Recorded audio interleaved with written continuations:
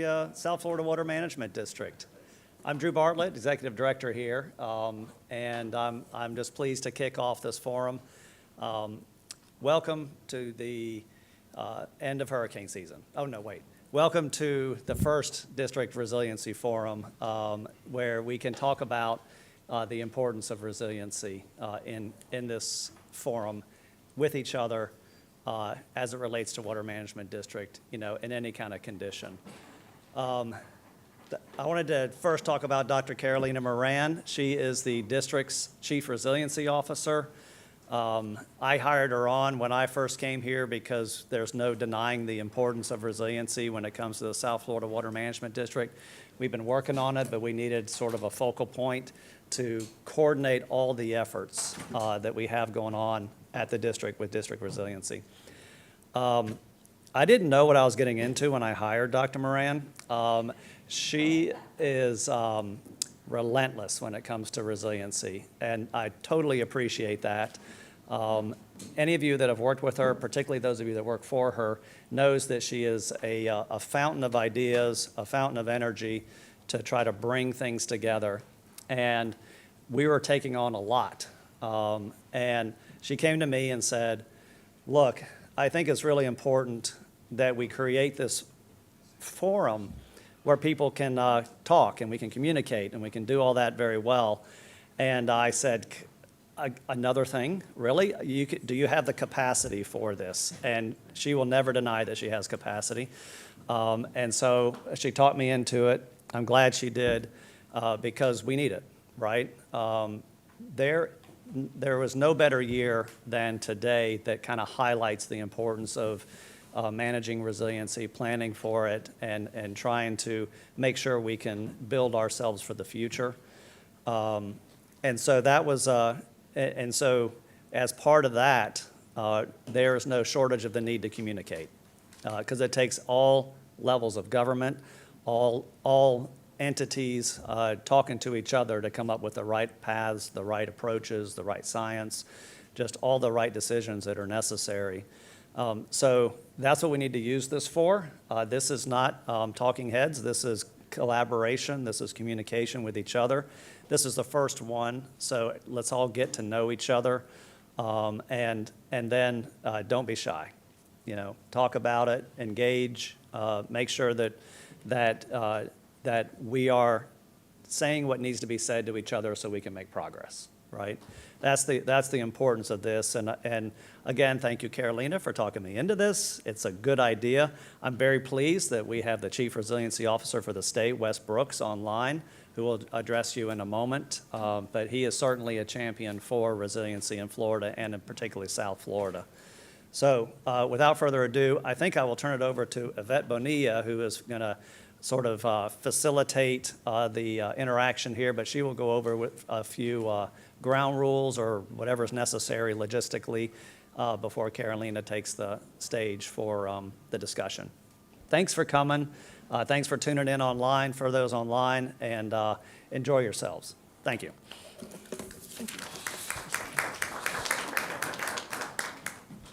Thank you, Drew. Good morning, everyone. We have a few housekeeping items to go over, like Drew mentioned. Participation in this meeting will be in person. This meeting is also being live streamed. Questions and comments will be taken at the appropriate place on the agenda from those who are attending in person. There will be an opportunity for questions after agenda items 3, 4, and 5. If you have a technical question, please complete section 5 of the public comment card. There will be one opportunity during the meeting for public comment. Comments will be taken during the public comment section, agenda item number 7, from those present in the auditorium. If you would like to comment, please complete section 6 of the public comment card and give to an attendant at the registration table. Representatives from local, tribal, and state organizations will have an opportunity to provide agency comments during agenda item number 6. Now, Dr. Moran.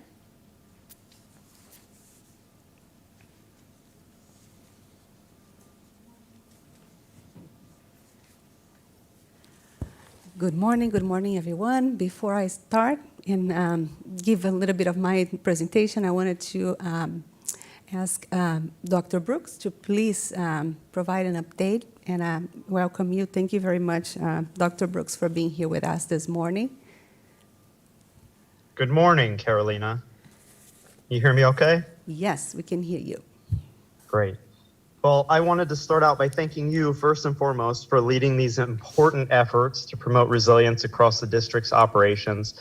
It truly is a pleasure to collaborate so closely with you, Dr. Moran. I also want to thank Executive Director Drew Bartlett and the Governing Board, including Chairman Chauncey Goss and Vice Chairman Scott Wagner, for consistently understanding the importance of these issues to the district today and going forward in future years. I also want to note that this forum was originally scheduled to begin on September 28th, the same day that Hurricane Ian swept into Southwest Florida from the Gulf of Mexico and up through Central and Northeast Florida, greatly impacting the two counties represented on today's agenda, Collier and Osceola. The realities of that storm's impact and the physical, financial, and emotional recovery remaining for many of our friends and neighbors across the state have already left an indelible mark on our collective conscience. 15 feet of storm surge along the west coast of the state and nearly 11 feet along portions of the east coast. Up to 21 inches of rain in a torrential band that extended broadly across and south of the I-4 corridor. These numbers are dramatic and they translated into real tragedy. I led a resilient recovery tour to Southwest Florida just 1 month later to take stock of the impacts, to meet with local officials about the pace of the recovery and to learn more about their community's ongoing needs, and also to get a sense of what locals' priorities were for rebuilding more resiliently so that our state agencies could start thinking about how to shape and apply available programs to facilitate those desired long-term recovery outcomes.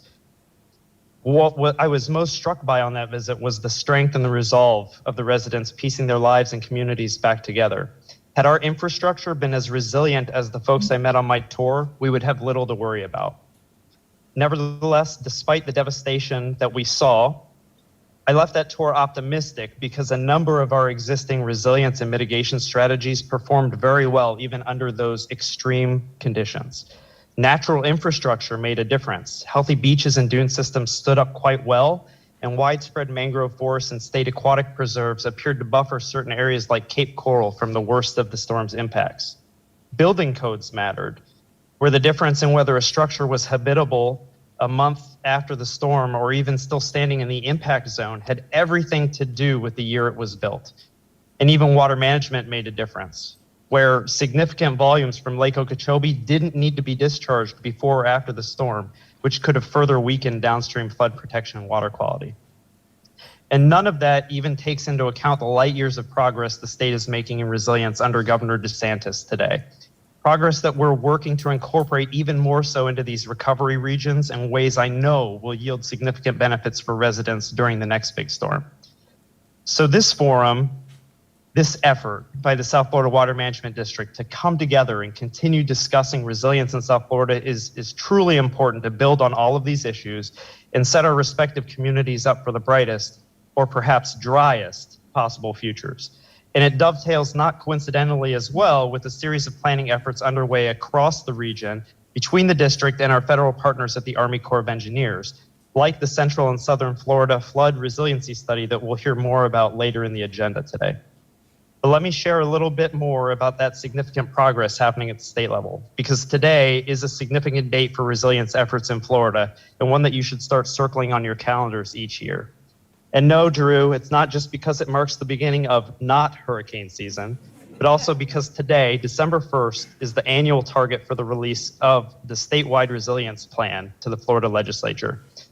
The 2022 statewide resilience plan that is being finalized by DEP as we speak will be only the state's second since the creation of the Resilient Florida program, but it will add to more than $1.1 billion in state-directed investments going to support the best local resilience and adaptation projects across the state. DEP is also working on finalizing the latest round of Resilient Florida planning grants, which are greatly contributing to the updated assessments of flood risk and vulnerability for incorporated and unincorporated communities in inland and coastal areas of our great state.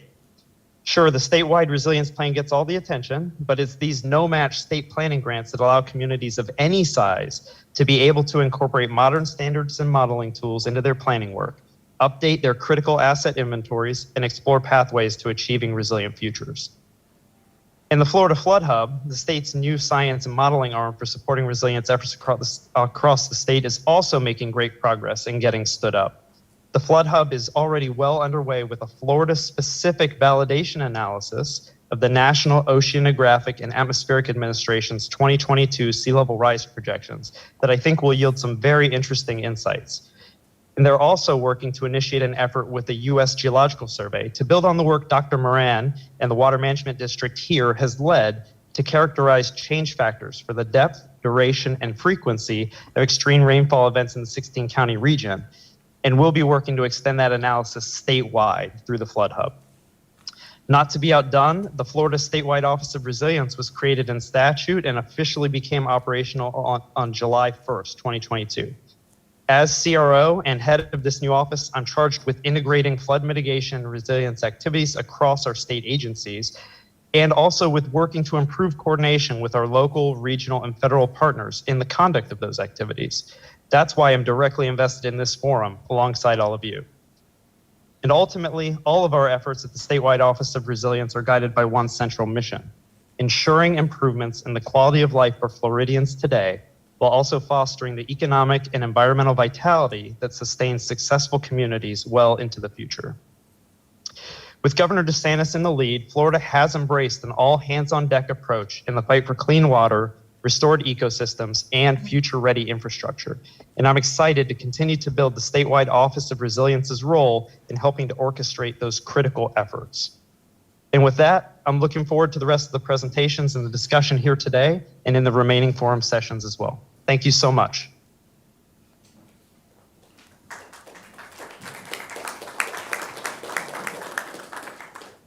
Thank you. Thank you very much, Dr. Brooks. We really appreciate your support. I remember the day one we met at S27 Coastal Structure, and we discussed about the need to have further coordination and communication in South Florida. And this is really one of the paths we are taking to enhance coordination, to enhance conversations, to enhance collaboration. We are going to be repeating that many times today, but it's really the goal for us all being here. I really appreciate everybody that is coming in person. We are still in the path of transitioning between Zoom, virtual, and in-person meetings, but we really believe that it's important that we sit together, that we see face-to-face, and that's one important piece of us collaborating. So thank you. Thank you very much for everybody who take the time to drive here and be with us this morning. I apologize for changing from there to here. I need to pass the slides, so that's why I'm going to be from this side, but we can continue the conversations from that podium. And please, all of you who wants to make any comments can use your mic or go to the podium over there as well. So the first presentation today, and this is our kickoff meeting, we just decided to give you an overview of the things we are doing as a team, resiliency team in the agency. So to navigate a little bit through the major achievements, major progress that we are making, and really open up the collaboration with ideas that will be coming from you based on what we are going to be presenting here. So please feel free to think as we advance those slides on what else should we be doing, how can we further collaborate, and how can we really take advantage of this opportunity. I think I can do. Thank you. So beginning with this introduction here to resiliency. So what are we doing as an agency? How do we see that? So we are really ensuring that we have water resources and ecosystem resiliency now and in the future. We don't deal with everything resiliency. I know Dr. Brook touched in a lot of those topics. We deal with water management. We deal with water management and ecosystem resiliency, which is a big part of when we talk about resiliency. We really know that water plays a central role in everything we do here in South Florida, in Florida in general. So understanding the paths we have to build resiliency in water management is key to provide a lot of solutions from what we need here in South Florida. So we are seeing that as a way to assess changing conditions, evolving conditions, not only the impacts of a changing climate, sea level rise, extreme rainfall, but how all those evolving conditions will be impacting water management. So I'm here for about 3 years now as the Chief Resilience Officer for the district, learning as we go, collaborating with all of the teams, and really building this program to be able to advance here, assess how those changing conditions, how sea level rise extreme events happen today, how they will happen in the future, how they affect water resources management, and really basing all of that in technical analysis and science. How can we get to the right data? How can we get to the right interpretation? And how can we get the real information to not only us, but to all the partners in the region? We also have significant infrastructure adaptation needs that we are identifying along the way, and they were also collaborating to understand funding opportunities, partnerships, and how we can advance those significant investments that we need for our region. Here's a list of how we're going to be touching some of the topics. So we have data, we have investments in data. That's the first item listed there. Nicole Cortez, who was sitting outside, is really the person managing this effort, and I'm going to go over a little bit later on this, but we start with data, with science. We have a plan. It's our second year that we are elaborating. We actually begin already our third year of updates of our sea level rise and flood resiliency plan now. We have this study that both Dr. Brooks, Drew, touch in the beginning of this forum today, a new significant study that we are initiating with the Army Corps to advance flood resiliency in the CNSF system, and also funding, collaboration, implementing some of those projects already, and keeping a very strong emphasis on stakeholder and public engagement and collaboration. Before I jump to those updates, I wanted just to introduce you quickly to a core team that we have here. For, I would say, 200% dedication to the program, 4 staffs that are contributing a lot to what we are doing here. So David is our grant manager. You probably already, most of you have been in touch with him. He is working tremendously to help us first really put all the projects and priorities in our plan, and then work with grant applications so we can access some alternative funding to accelerate the implementation of those projects. We have Nicole Cortez that we all met when we entered here today. She is our resilience coordinator, and she really leads the effort of our water and climate resilience metrics, which is the focus that we give on data, understanding and interpreting data. We have Yitzi Rosenberg. He is our resiliency project manager. He leads our efforts on water supply vulnerability and coordination with water supply plants. And Francisco Peña is our resilience project manager in the area of hydraulic and hydrology, modeling, technical reviews, working very closely with the H&H team here in the agency. He's also leading our effort to support flood damage assessments. We have a tool that we built here in partnership with Deltares, and he really is the person who leads to implementation in the scenarios that we need to run to estimate flood damage that will result then later in projects prioritization. I need to say that beyond this team, we have an extensive support from all the other areas. I mentioned that I started 3 years ago, but really I think we need to recognize this agency was doing and working on resiliency for many years. We have significant amount of staff that really understands, that have been looking at data, that have been looking at the implication of the data to our system. So we work very closely with all the departments here. I have an extensive list of people to talk, but just mentioning quickly some brief names. We have Yvette that is here today. She's from our communications office and working very closely with us to support all meeting logistics and everything we do. We have Chris Carson also sitting here, leading the support from the GIS department to the extensive demands that our resiliency team keep giving to them, and she really willing to collaborate in a lot of those. Matthew Biondolillo is our PM. He doesn't sit with resiliency, but he is really a really valuable resource that we have from an expert team, from the SERP team that has been dealing with the Army Corps for many years, have been partnering and organizing those projects. So it's really good to have a person sitting in the SERP and also helping us with our first project that we are advancing through the resiliency here.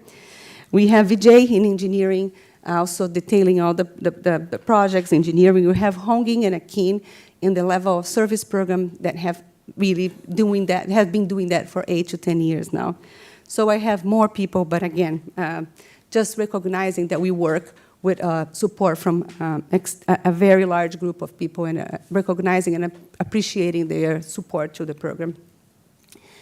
I mentioned data, I mentioned science, and this is what we have in terms of how we want to be looking, and how not only looking, but how we can make all of this data and the analysis available to you all, to our local governments, to local partners, to regional, to the counties, and to the public in general. So we have been working on this metrics assessment, so it's data that we find relevant to be monitoring, to be understanding. Do we have a trend here? Do we don't have a trend? Is this trend relevant? Are we seeing really evolving conditions that we can support with data that we observe? We have an extensive monitoring network, probably the largest in the state. We monitor water management data, we monitor climate data, and all this information is the key for us to understand what we have observed today in terms of changing, evolving conditions, and how we can use this information to project future conditions that we can now use for planning and assessments and all the things we have been doing in the agency. So this work is fundamental. We have technical leads that also support this effort for each of the topics, each of the metrics that we are selecting. And the way we approach this is going one by one metric. We have an initial list of 15. We look at them, we look at the data, we do all QA/QC necessary, we validate the trends, we, of course, plot the trends, we validate all of them, and we make everything available in a hub.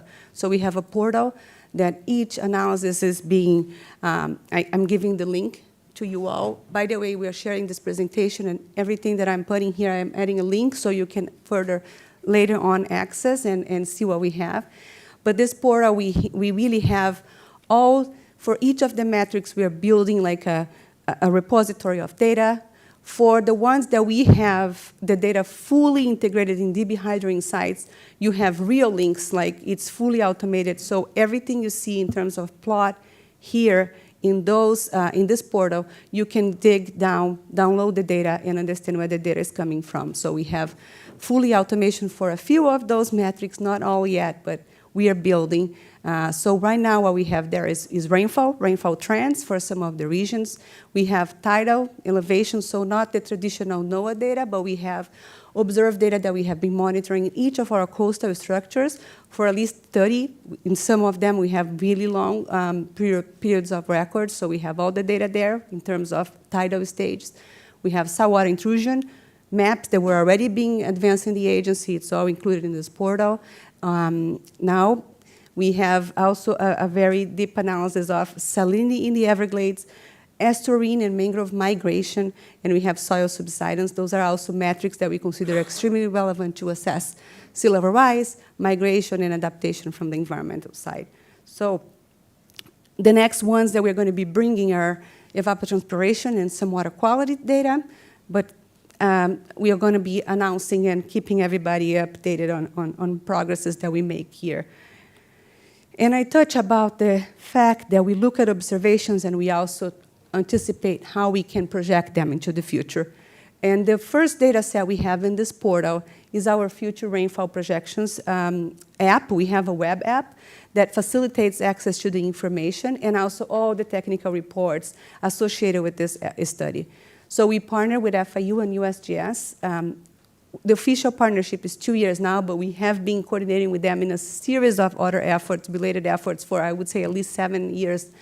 And we have been looking at this, what kind of data in terms of global climate models we have that we could use to anticipate future rainfall conditions. We are talking about extreme rainfall, flood, really like flood risks, flood vulnerability, not all the range of rainfall projections yet. We are bringing those additional elements to help us assess droughts, average annual changes, and all of that. But here what we have is future rainfall in terms of flood, extreme rainfall events, and how we are seeing what direction the global climate models are pointing us in terms of how those events will occur in the future. We have data that can be downloaded for each county, showing the uncertainty range there, how much certainty we have in the data that is available for us now coming from global models. Moving from data to tools, assessments, and following the 3 major areas that we have. So flood protection is one of our mission elements. And the way we approach resiliency there is mainly through the flood protection level of service. I mentioned this program is already established in the agency for at least 8 years. Aquino Oshino, he was here, is the chief of the Age and Age Bureau, and he is the lead, along with Hongying Zhao, the program manager for the FPLOS. And they have been assessing basin by basin in South Florida and understanding what are the flood vulnerabilities and moving into adaptation strategies. How can we plan for the best adaptation strategies in each of those basins? The major list of infrastructure investments that we are identifying in the agency come from this program. So they go through extensive assessments, technical assessments in the basins. They find the pieces of infrastructure that are underperforming. They have extensive ways of measuring the performance of the system, and then result in recommendations on where are the focus of investments that we should be doing for flood protection, flood resiliency in South Florida. Another mission element that we have is water supply. We have been doing, I touch on the saltwater interface mapping, so we have been monitoring this, again, for more than 10 years. And not only monitoring, but also plotting those maps, showing how the saltwater interface line is moving, advancing in some locations inland as a result of sea level rise. We are continuing this effort, and also working on alternative water supply projects that we are funded through FDEP to support all the utilities in dealing with future demands and making sure we have really sustainable water supply sources. And this comes very closely with water conservation. As you all know, we really focus on not only understanding new sources and alternative water supply sources, but also focusing on conserving water, which is a big piece of when we want to build resiliency. The water supply plans are touching how we are seeing sea level rise and climate change as part of future conditions and, of course, planning, water supply planning efforts. But we are upcoming with a new study that's going to look a little bit further than what we are committed, what we have in the statute, what we are required by the statute to look at, 25 years. We're going to look a little bit further to anticipate how some of those conditions, including droughts, might be occurring in the future and how this can impact water supply in our region. We are just in the very beginning stages of this. This is, we're working very closely with our water supply team, and as soon as we have some progress to share with you, we're going to be bringing, as part of this forum, updates on how we are making this. We're going to start with the Lower East Coast Plan, Lower East Coast region, as part of the water supply Lower East Coast Plan, that we are developing a new tool to be able to give us a better way of assessing sea level rise conditions into the future and how those impact our water supply sources. Touching resiliency and ecosystem restoration, the way we approach this is really recognizing first that all the significant restoration efforts that are already built and implemented in our region are building significant resiliency to the entire system, to the ecosystem itself, and all the communities that are benefited by those investments in ecosystem restoration. Here we list a little bit of the benefits of what we already noticed and we can report on in terms of slowing down saltwater intrusion in some locations where we can really use the flow of water, the restoration of water flows and ecosystems in general to help us in slowing down saltwater intrusion. Promoting sustainable aquifer recharge for our regions. That's going to be more and more significant as we really need to be having our freshwater head higher than our ocean head. So the sustainable aquifer recharge is key in how we want to handle this in the future. Healthier estuaries and bays, stable coastlines, and really reduce marsh dry out. So we have, and we should be measuring and really talking a little bit more about all of those benefits in the context, in the lenses of resiliency. And we also have an effort that we are beginning to test, and we want to be able to advance. We are waiting on some funding support here. The effort is called Everglades Migration Mangrove Assessment. It's EMMA, is our famous EMMA, is really looking at how we can use ecosystem, how we can use mangroves, nature. I really think this is a great example of nature-based solution that we have been talking more and more in all our studies and assessments. How can we use our systems that we have now to give us additional protection. So really increasing the ability of those natural systems to provide protection through acceleration of peat accretion. So it's really like soil accretion that, of course, combines with carbon storage itself that can help us to perhaps accelerate, or we are hoping really surpass the sea level rise rate. So if we can build a capacity of our system to accrete, so soil elevation that is higher than sea level rise rates that we have here, is a way that we believe we can build protection naturally in all the systems. So we are testing this as a pilot study, and we are going to be happy to report more details on this in any of our future forums here. So I touched about our plan, and I think this is where we are really compiling all those efforts into a formal plan document. So the studies, the efforts, and our priority projects are listed here. We have a focus on flood resiliency, sea level rise, as we are aligned with the state effort, the Resilient Florida effort, to focusing first on the sea level rise and flood resiliency. And also not only that, but this is really where we have made more progress in terms of identifying priority projects as an agency. So the plan is heavily focused on flood resiliency, but we do have additional elements when we talk about like ecosystem restoration projects like EMA, the Everglades Mangrove Migration Project is here, and also water supply vulnerability assessments. So we use all the data, of course, to be the foundation of how we are proposing projects here. And really the goal of our plan is to reduce the risks of flooding, sea level rise, and other climate impacts on water resources, and increasing community and ecosystem resiliency in South Florida.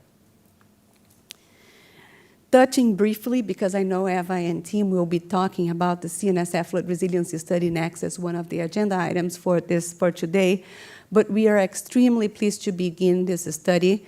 On my first day in the agency, I got a report from Jim Leeds, like it was my introduction. Here is your new son. And this was the CNSF flood resiliency study. It was a draft appraisal report. This is one of the first steps that the Army Corps produces to justify the funding and budget request. So it took us a few years to get this up and running, and we are up and running now. This is great. We are having extensive meetings right now with the counties. We have excellent discussions yesterday with Broward, Miami-Dade the day before, the tribe in the morning, really to begin the scoping of that, understand how far we can go with this study, leveraging all the efforts that we have already advanced in the region, not only us as an agency, but really after the 2 days of learning what the counties are doing, we are all extremely impressed of how much information we already have in South Florida to be able to really leverage and advance this study so we can get more project recommendations now and really advance those due infrastructure investments. We will focus on highly vulnerable infrastructure. We understand this is a complex problem and we have to approach it by pieces. The way we are going to be approaching is focusing on this highly vulnerable infrastructure, mostly in Southeast Florida. But we do have in the WARDA 2022 an authorization that will be allowing us to take the next step, which is a comprehensive assessment of the entire CNSF system. So the plan is to move in partnership with the Corps from this focal study looking at highly vulnerable infrastructure to the entire CNSF system. This is just a complex chart a little bit, but just showing that that all those efforts are being synchronized, that we are working in parallel to understand what are the study assessments being done at the local level, at the state, our agency level, at the federal level. So we do have similar processes. We were just yesterday thinking about how many times we have been approaching the same stakeholders with a very similar topic, and I think just to reinforce here that all those efforts are planned, are being leveraged, and are really advancing the same process of planning, having our priority list of projects align with what the local governments are thinking, what we are thinking, what the federal government is thinking in terms of prioritization, looking at funding alternatives. We do have limited resources available to be able to implement significant amount of infrastructure needs that we have. So really looking and digging on what are the sources that we have to accelerate implementation, and really with the goal for all those efforts to be moving to project construction and really building resiliency in South Florida. Those are some of the funding opportunities that we look at. Dr. Brooks mentioned the Resilient Florida here, our FDEP that will be announced later today. We have FEMA and FDEM also with significant grant opportunities, funding opportunities to disaster declarations, mitigation programs in general. We have the DO, Department of Economic Opportunity, also looking at resiliency and offering additional opportunities. Those are things we should be discussing, sharing, and working together to be well-positioned, us all, to be able to access funding and really advance some of the projects that we consider key to our region. We got some good news recently, a few months ago, from FDM and the federal program, the FEMA BRIC. This is the Building Resilience Infrastructure and Community. We got a project recommendation, an award recommendation for one of our projects at CA Pazing. This is a big win for us in South Florida. For us in Florida in general, we have been looking at the list and how Florida compared to other states, and we are really glad that we are beginning to touch this funding here too, working in partnership with FEMA and really bringing resources to Florida to our infrastructure projects through another avenue of federal funding. And then we have this forum here. Those are my final ending slides for this initial introduction here, but really appreciate the opportunity to be here. We are going to be investing in this collaboration opportunities, coordination, really building through partnerships. We want to hear from you. We want to understand the challenges. We want to be able to prioritize things right here. And the only way we can do that is to be able to understand what are the local issues, how we can leverage those, how we can collaborate and really promote coordination in the region. So really thinking of a constructive environment where we can really go to the asset level solution and really support decision-making, the best decision-making for water resources management. I'm here just giving you all the next meeting dates. I know Yvette is doing an incredible job in coordinating with you all to get you all the dates, the right dates, so we can reserve in the calendar early on. We have a series of topics that we are already thinking about for the next forum meetings. We are going to be inviting FDP, Dr. Brooks, to be talking about Resilient Florida, the projects, the statewide plan. Also, the Florida Hub is making good progress, significant progress here in advancing the three elements that they have in partnership with FDP, which is, again, data, assessments, vulnerability assessments, looking at tools, models, how we can look at flood resiliency and bring into the project recommendations. We have counties. We really have a few counties already lined up to be bringing updates that they have in terms of how they are looking at resiliency and how they are planning for resiliency for flood vulnerabilities, something that we have a lot of momentum in the state right now. So really open to hear from the counties. Our goal is to have at least one, hopefully two counties, bringing their updates in every meeting that we have, the forum here. FDOT is now building a resiliency plan. That was something that came also in the 2022 legislative session. So we are inviting them as well to let us know when we have the more recent updates, and they will be putting together a plan as well, a flood resiliency plan. We are hoping to have a very close coordination with our Army Corps partners and having them coming, if not all, most of the meetings, to also show us progress updates, and especially in resiliency projects that they are now building a lot of momentum as well. And of course, any of your suggestions for topics, for additional things we should be discussing here, anything that you think is relevant for this forum, so please don't hesitate to reach out to us and make recommendations. I'm not going to detail this. I know I touched a little bit of those when I was making the progress through what we are doing, but for this year, we do have already some things lined up. We will be advancing new data for the metrics as I touched. We are bringing evapotranspiration and water quality to our data analysis and automation.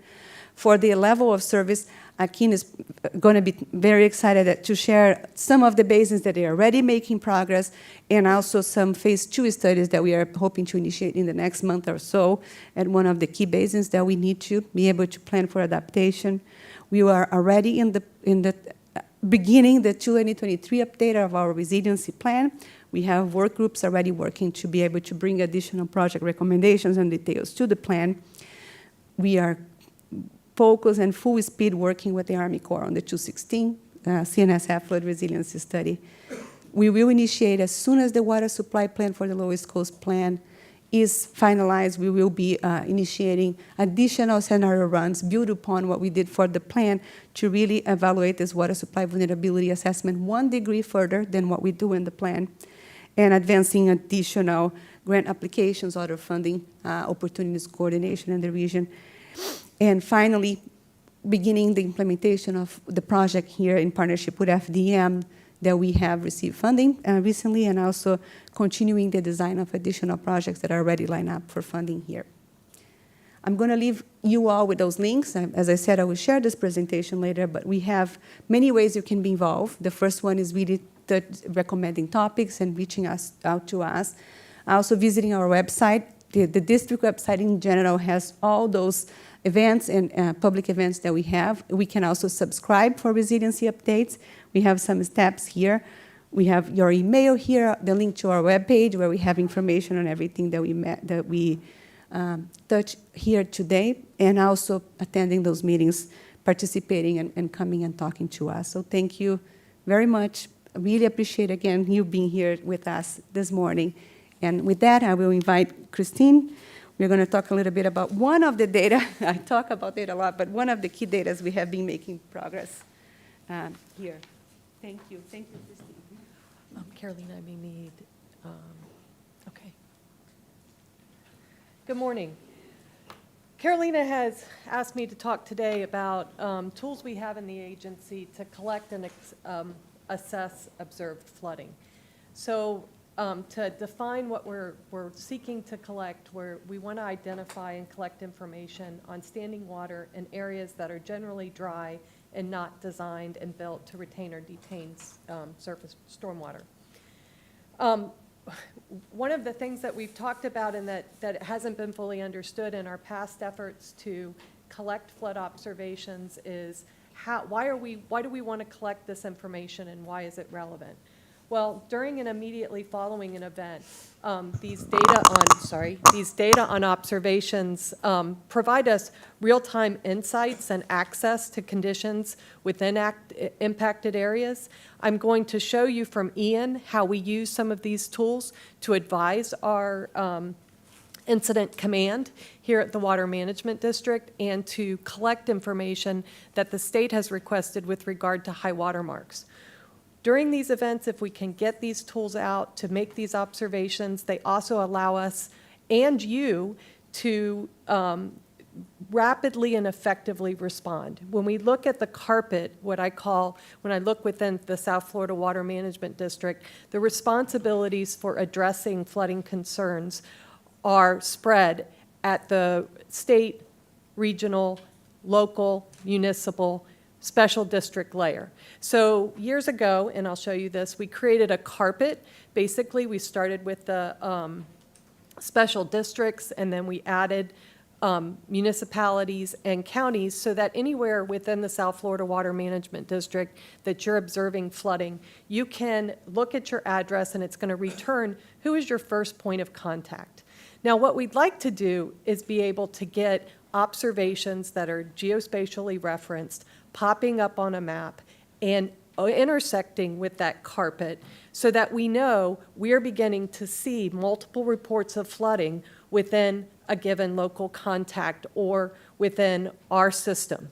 And so that we can all talk and communicate. I know we do a really good job with our water managers, but we want to facilitate better communications and better response as well through capturing of this information.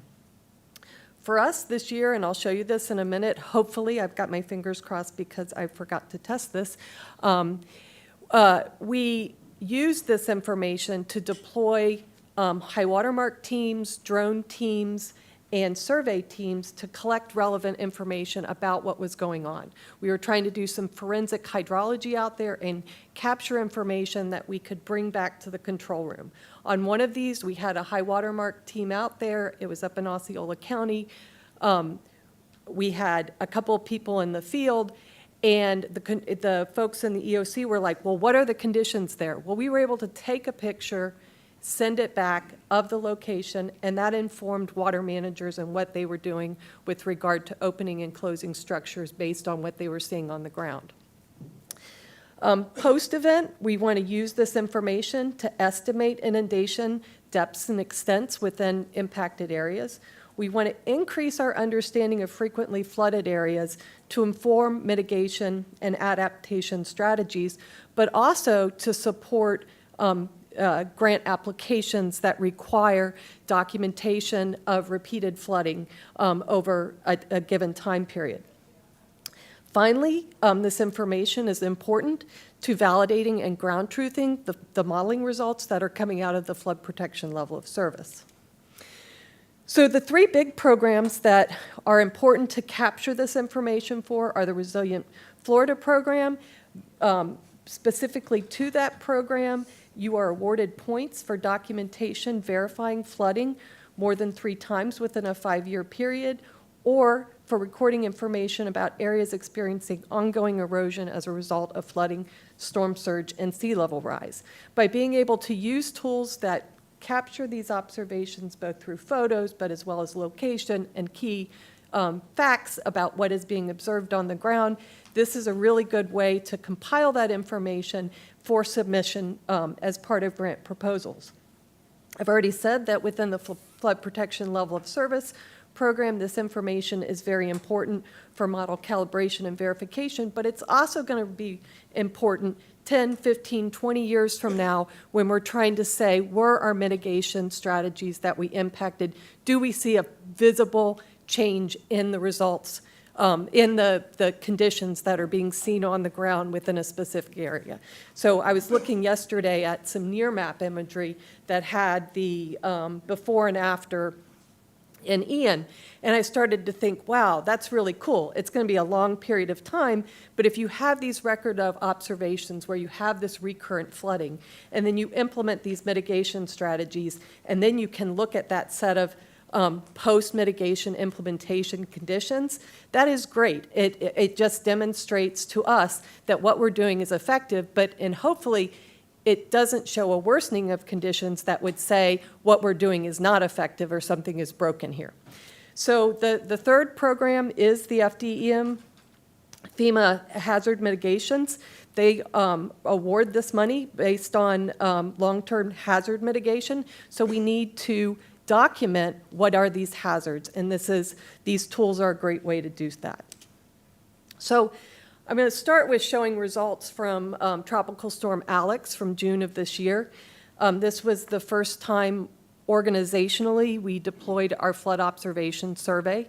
And the top row are areas delineated from reported flood locations where we had pictures and they told us what the depths were. I then used the high-resolution digital elevation data we had in the area to delineate the basin within that observation, and I was able to delineate these areas shown in red. Well, we provided that to a Keynes modeling team for FPLOS and asked them to look at their model results, and sure enough, the model results are showing in all 3 areas that they predict flooding, and there was observed flooding. They predict flooding. There's observed flooding. They predict flooding. There is observed flooding. So I would allow Akeem to speak to the value of this, but we were very pleased to validate what our models are showing as far as anticipated flood damages, or not flood damages, flood inundation extents related to extreme rainfall events. So I want to show an example. I'm a little nervous here because I'm going to click on this link, and I'm hoping it's going to, and it's not going to, and maybe it will. That is the control key. Oh, it's not going to do it. Darn. Okay. So what I'm showing here is our incident viewer. What our incident viewer is a combination of, well, maybe it will come up now. Okay, well, it might just pop up. Oh, maybe it's popping up over here. Yvette, is it popping up? Can I see whether there's a browser opening? Yeah, Angie's going to come. Okay. Thank you, because this would be a one. Sorry. So I will speak through this while she looks at this. So our flood incident viewer is a number of different layers. And for Broward County and for Fort Lauderdale, from the state EOC, we were able to get service layers that were showing, oh, I'm sorry, I keep walking away from the mic because I don't like the mic.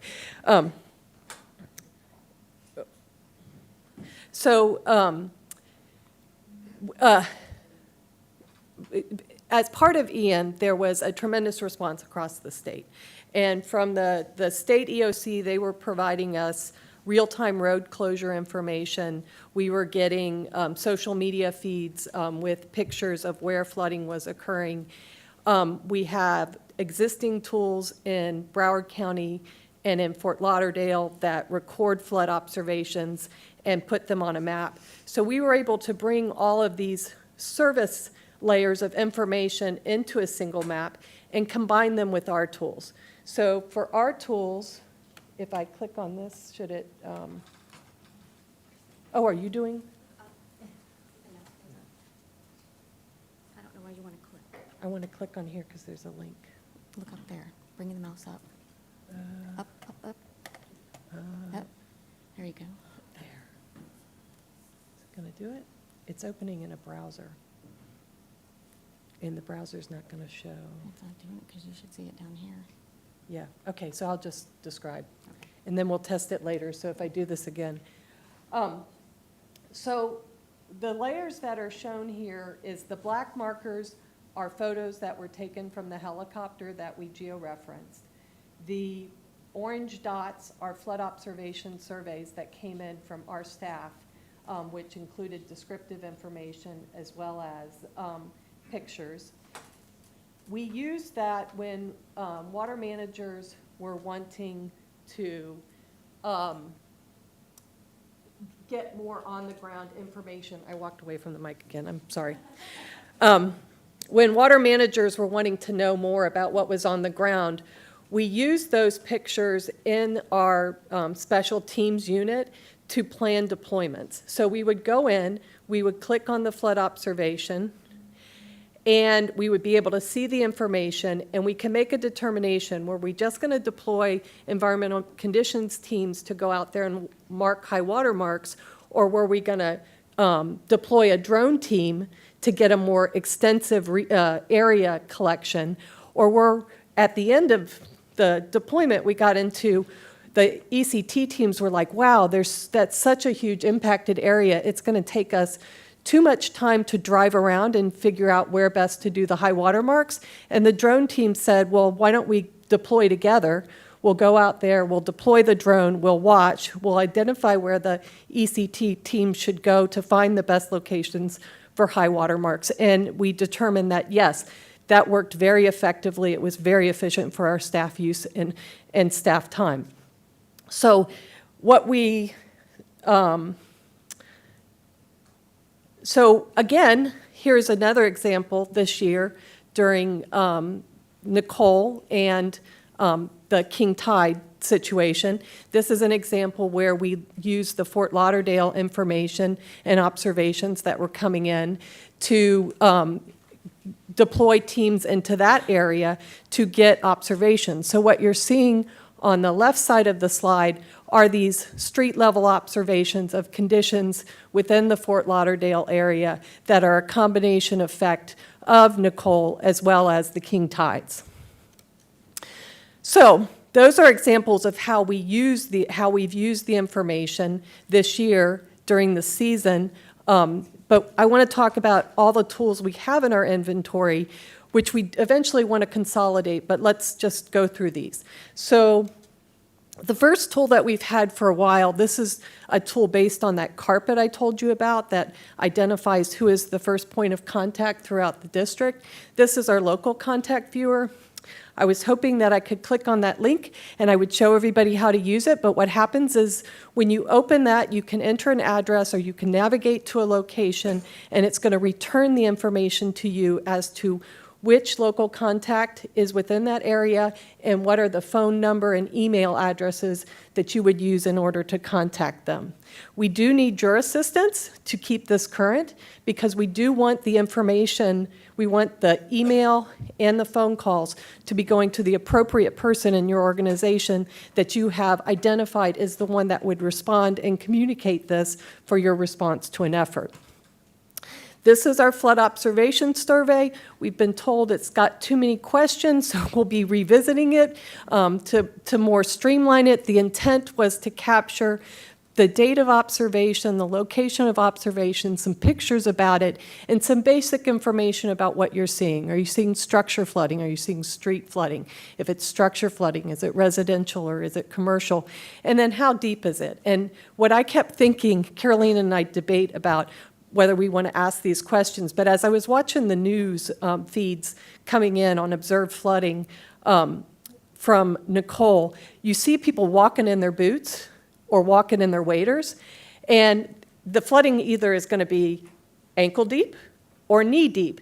And when I'm looking at trying to create a surface without an elevation, like I did in that example where we delineated from our reports, it's important to know, is it minor, because that helps me define the extent, or is it more major, so it's a larger extent? So we'll be working on this, and this is something we want to work with you on. This year, we got permission to use it organizationally. We do want to go the next step out on this tool and ask for your assistance, where we would have your staff begin using this tool and submitting this information. And ideally, we could set up a reporting thing that on that carpet, when these reports start coming in, and there's a certain number of reports within your area, there would be an email trigger to say, yoo-hoo, we're getting reports that something's going on, as an early notification system to help with more effective response, not only to address issues and concerns, but also to get those additional observations that may be necessary to better understand mitigation strategies or apply for grant opportunities. The one tool we've used now for several years is a basic reporting tool. We have an email on our X website where you can submit information about flooding or flooding concerns. We want to integrate this more with that flood observation, but it has been an important tool, and it is a tool that many in the southeast coast tend to use. What I have to say is we don't get much utilization of our tools on the southwest coast, but we did get pretty good utilization this year up in the Kissimmee. This is our environmental conditions teams, which I've referenced earlier. They are the group of professionals that have been trained. We deploy them to investigate ground conditions. They mark high water marks. They take pictures of documented conditions. And I want to point to that picture in the top right corner. That is at Boggy Creek. And I was looking through the reports coming in, and this picture, and I hope do you see that? You see the I-95 picture, or the I-95 on there? I realized, oh my, we are really getting up there as far as a water level close to I-4. And this is when we began to cut back some of the discharges in the Boggy Creek area because we had this. So the importance of deploying people out to the field who are trained to look at conditions and capture conditions, they can bring back this important information that you may have know that Boggy Creek is flooded. You may know that the USGS gauge is underwater and not reporting, but you may not get that the flooding that's occurring there is approaching the road crest of I-4. What we do once these high water marks are set is we will then deploy our survey teams to make measurements, and those measurements we then submit to FDEM as a record of these flood occurrences. So this year, we used drone acquisition quite extensively throughout the impacted area. We had 9 drone deployments to 17 sites. We had 11 ECT high watermark deployments with 57 high watermarks collected, and we had 14 survey deployments, some independent of drone and ECT, and others as a follow-up to ECT deployments. This is the state FDEM Silver Jacket High Watermark Survey. It's an extensive survey. We would like to figure out how to kind of combine this with what we're collecting so we don't have to enter twice. So that's something we'll be working going forward, because the survey teams were, they already had all the ECT, and we have an ECT report, and they're like, okay, we just needed to enter the measurements, so we really need to work on that. So our lessons learned this season was, one, we need to encourage adoption of new tools and ways of capturing and conveying ground condition information to our missions, logistics, operations, and planning officers. And the best example I have is Lisa Prather up in the Orlando area was looking at the flooding in AJ. And she called me and she said, Chris, what is the fastest way for me to get these pictures to West Palm? And I said, upload them in the flood survey observation. And she said, okay. She goes, but I'm in the field. And I'm like, well, you can do that from the field.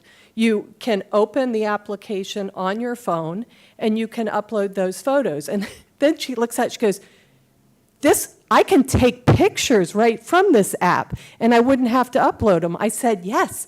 And she's like, I love this. Because for her, she's asked to go out and inspect conditions, and she's asked to communicate those back, but what she's had to do is send the pictures, and so there's multiple steps. What she found in that is that we're trying to provide a tool that allows her to go to the location, it'll automatically record the location, and take those pictures. There's another cool tool that I really like a little bit better in terms of, it's called Quick Capture. It allows you to collect the location as well as the direction you're taking a picture. So so it would know that you're at this location looking west, or you're at this location looking east. So we'll be looking to improve that, but I can tell you this year people just wanted to use their photos and do things the way they've always done them, which created a heck of a lot of work for those of us who were invested in showing and demonstrating the value of a georeferenced live photo. And as the event unfolded, we got more adoption, but I'll tell you what, we have a set of people that's assigned to EOC and support it. We had a much larger group of people that we had to call in to get all of this information that we could have captured through tools, but we weren't yet ready as an agency to use those tools. So, into my soapbox, I hope we learned a lesson. I hope we go forward and vet our tools and realize they're meant to make our jobs easier, and they're meant to provide better more timely reporting to those people who are kind of blind sitting there in the EOC wanting to know what the conditions on the ground look like. This includes going up in the helicopter. This includes drive-bys in a car for damage assessment, and it also includes those things where you're going out to investigate what is the source of flooding or what is the extent of flooding.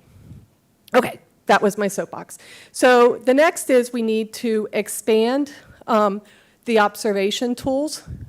We need to expand use of these observation tools so that more agencies like yourself are using our tools, and that information is not only coming into us, but it's available to you, and you can see not only what's happening in your area of responsibility, but you may see overlap with surrounding areas of responsibility, and ideally that would help with coordination. We learned that georeferenced ground observations support evaluation of operational alternatives and adaptive response. And I'm talking the operations between Lake Hart and East Lake Toho, and the conditions that were happening at Lake in the Lake AJ area.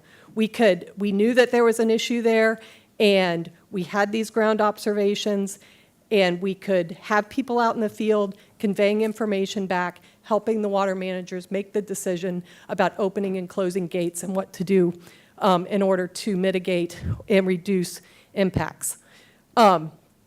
We learned that timely access to damage assessment information facilitates deployments of our teams out there to collect this information. And we combined that deployment of both our ECT and drones in these large areas in the southwest area that experienced extensive flooding. We not only got the drone pictures to see the extent, we were able to find good positions for the high water marks. So what is the added value? I'm having a hard time seeing that far, and I can't see my presentation anymore. Oh, I'll do it.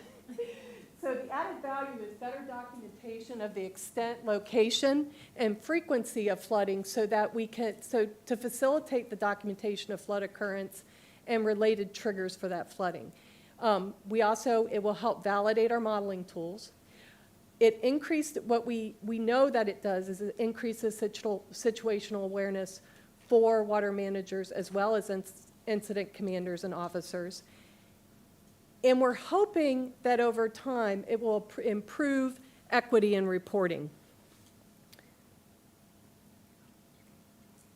In the 216 study, we're talking about social justice and the mitigation strategies and these types of things, but we have to realize that there are underrepresented communities that experience flooding that don't always feel the comfort to be able to report it.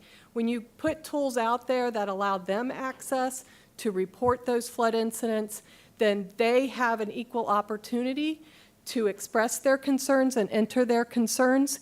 So we would get better reporting and more equitable reporting to fully understand all the communities that are flooding in all of those locations. Okay, thanks.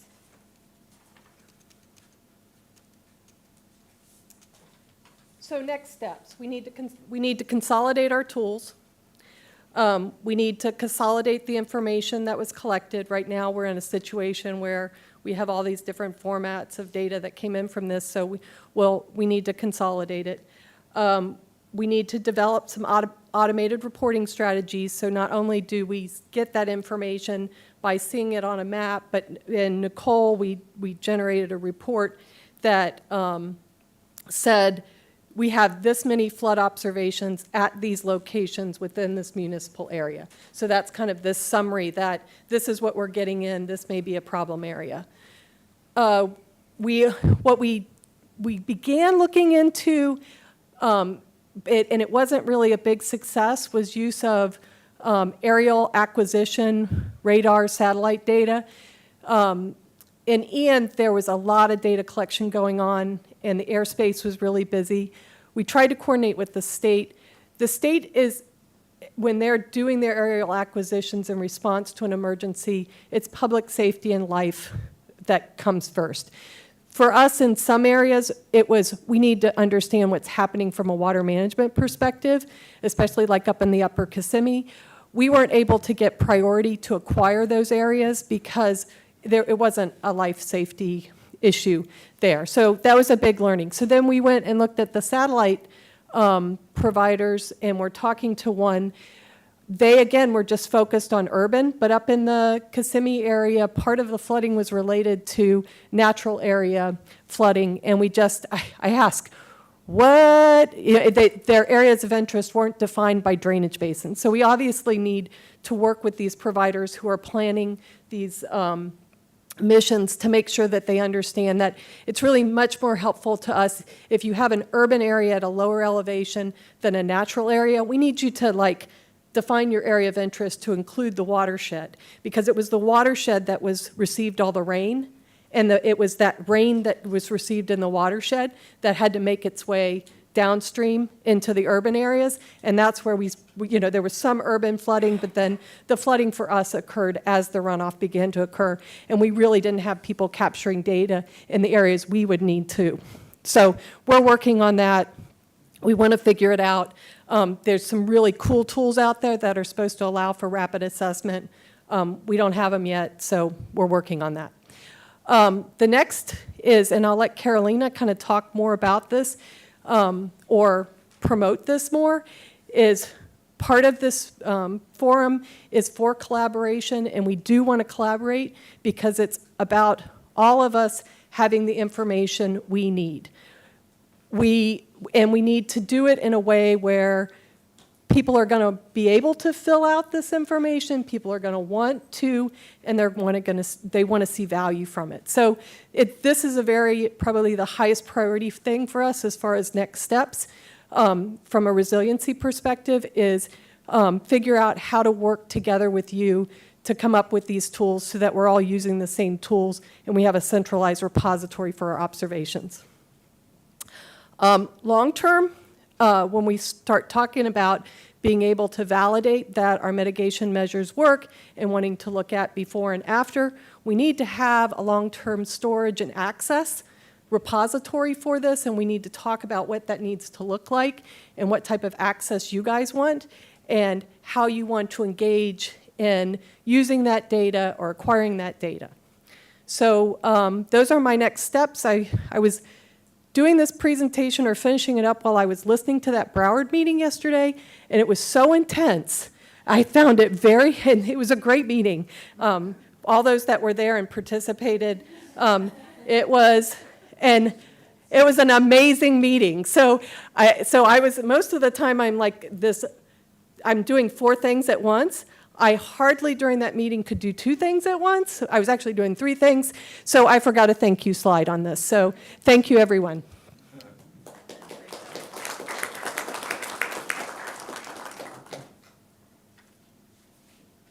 Thank you, Chris. Thank you very much. And now we're going to open the floor for questions, some comments you might have on those initial items, so those 2 initial presentations. We are going to start with the really people sitting on the table here. We really want to be able to have a conversation a little bit. Any questions? So feel free to use your mic, pass the mics around if needed in the table. So beginning with the table, and then we'll move to see if anybody else in the audience have a question or a comment. Question is still in the beginning of this. We are focusing on the 2 initial presentations and general comments towards the end. Okay, Mary? I think you have to hold. Can you hear me? Yes. Mary McNicholas, representing Indian Trail Improvement District. I think what's really interesting here is that not only have you done a great job with the collaboration and coordination, giving us information and tools today, when we are post-incident, let's say, it's been incredibly difficult with limited resources to go ahead and, try to collect data. So it's been incredibly important for us to gather some of this information and know about these tools that, our on-site representatives are going to be able to address. And knowing, speaking with you before and obviously talking with Paul Linton with Palm Beach County about Corbett Levee, specifically, it has been so difficult for us to be able to handle everything on site and also do this data collection. So this has been incredibly important for us, and we thank you. Thank you, Mary. We know we have a real case there on how hard it can be to collect data and document and have the data access easily, like easy access to the data later on when we need. Yes, please, Corey. Colt Swartz, representing the city of Port St. Lucie.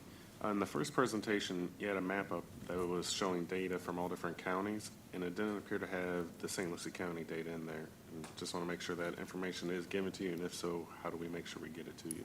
Sure, and can you remind me of which slide are you referring to? It was a map that you pulled up from all the data collection, I'm blanking on it, was when you were doing the resiliency data information. It was Okay. the first map you showed. Happy to collaborate and see how we can get the data. This is really... That one? No.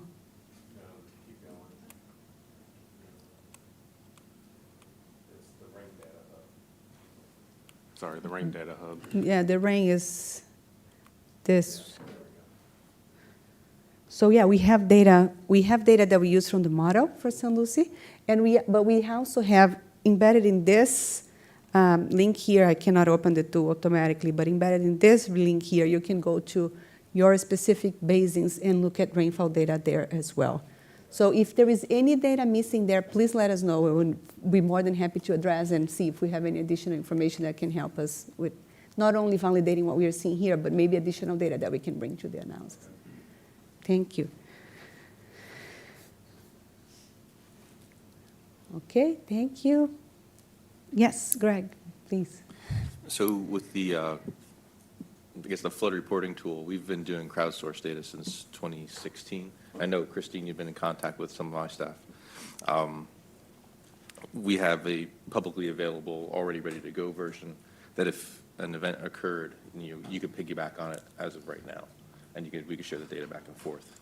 We bring your service into our Yeah. application. Yeah, I was just texting. I was, So that anyone yeah. can do, and you expose your service URL to it, so we can really appreciate, because if you find something like that, then you can bring it in and use it. And then, as well as we've been in contact with Esri to make that public to everybody. So you'll be able to download our whole service or the questionnaire, all the background information behind it, and then it'll be available to everybody across Esri. So that's coming forward soon. We're in just talks to get the finalized version up. But now we provide multilingual support too to do outreach and be more conscious of other people that could have the same, could contribute the same data, but not necessarily communicate how we've done in the past. So.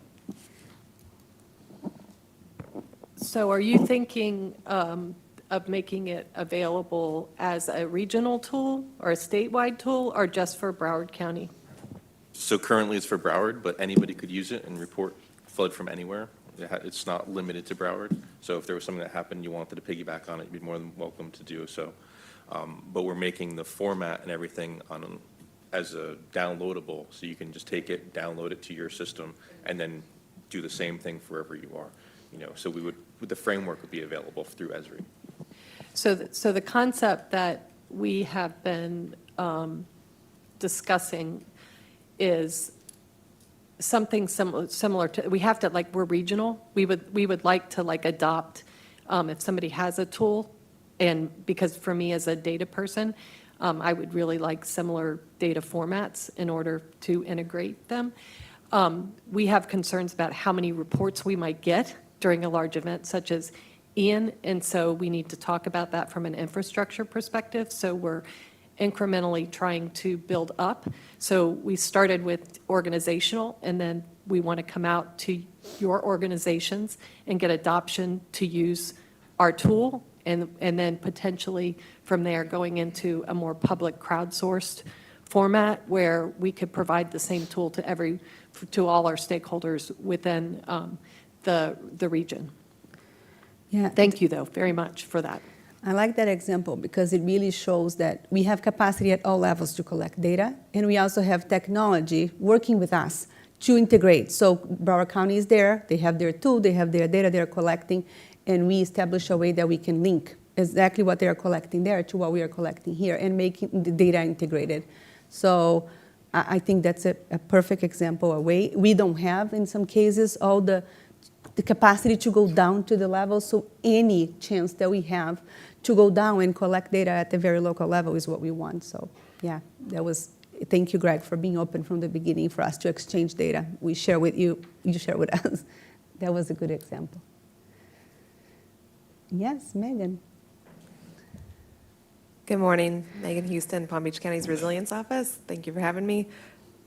I'm excited about this tool too on sharing data. I don't think we have anything like that at the Palm Beach County level. So you're talking about coming to our organization and starting there and linking that. What are the 3 next steps? Is that a conversation or a meeting between the county's ISS, our GIS folks or our departments? I mean, and what's your capacity to roll it out at the organization level and your timeline for doing so?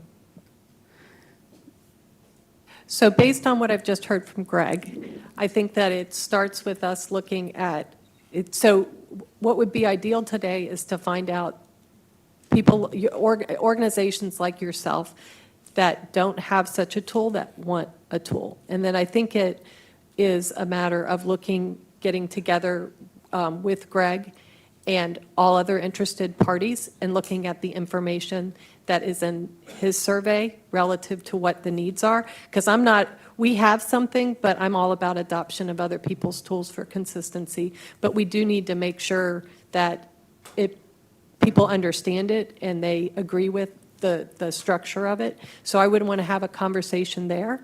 And then we can go to the next step of putting up the survey on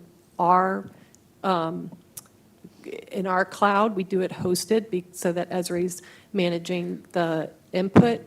The one concern that we have to talk about internally is, do we really want open access, or do we want to do something like, and I'm sorry to get techie here, Hub Premium, where you have to create an account in order to submit information, so that we have some protection in terms of being able to vet incoming observations. So that is something from an IT security and infrastructure protection that we need to talk about. But that would be, the first thing would be agree on the survey. The second one would be stand it up to a limited audience. And then the third would be, what is the strategy that we're going to use to provide more regional access, and then try it with just agency personnel, and then talk about it from there as far as opening it up to public crowdsourcing.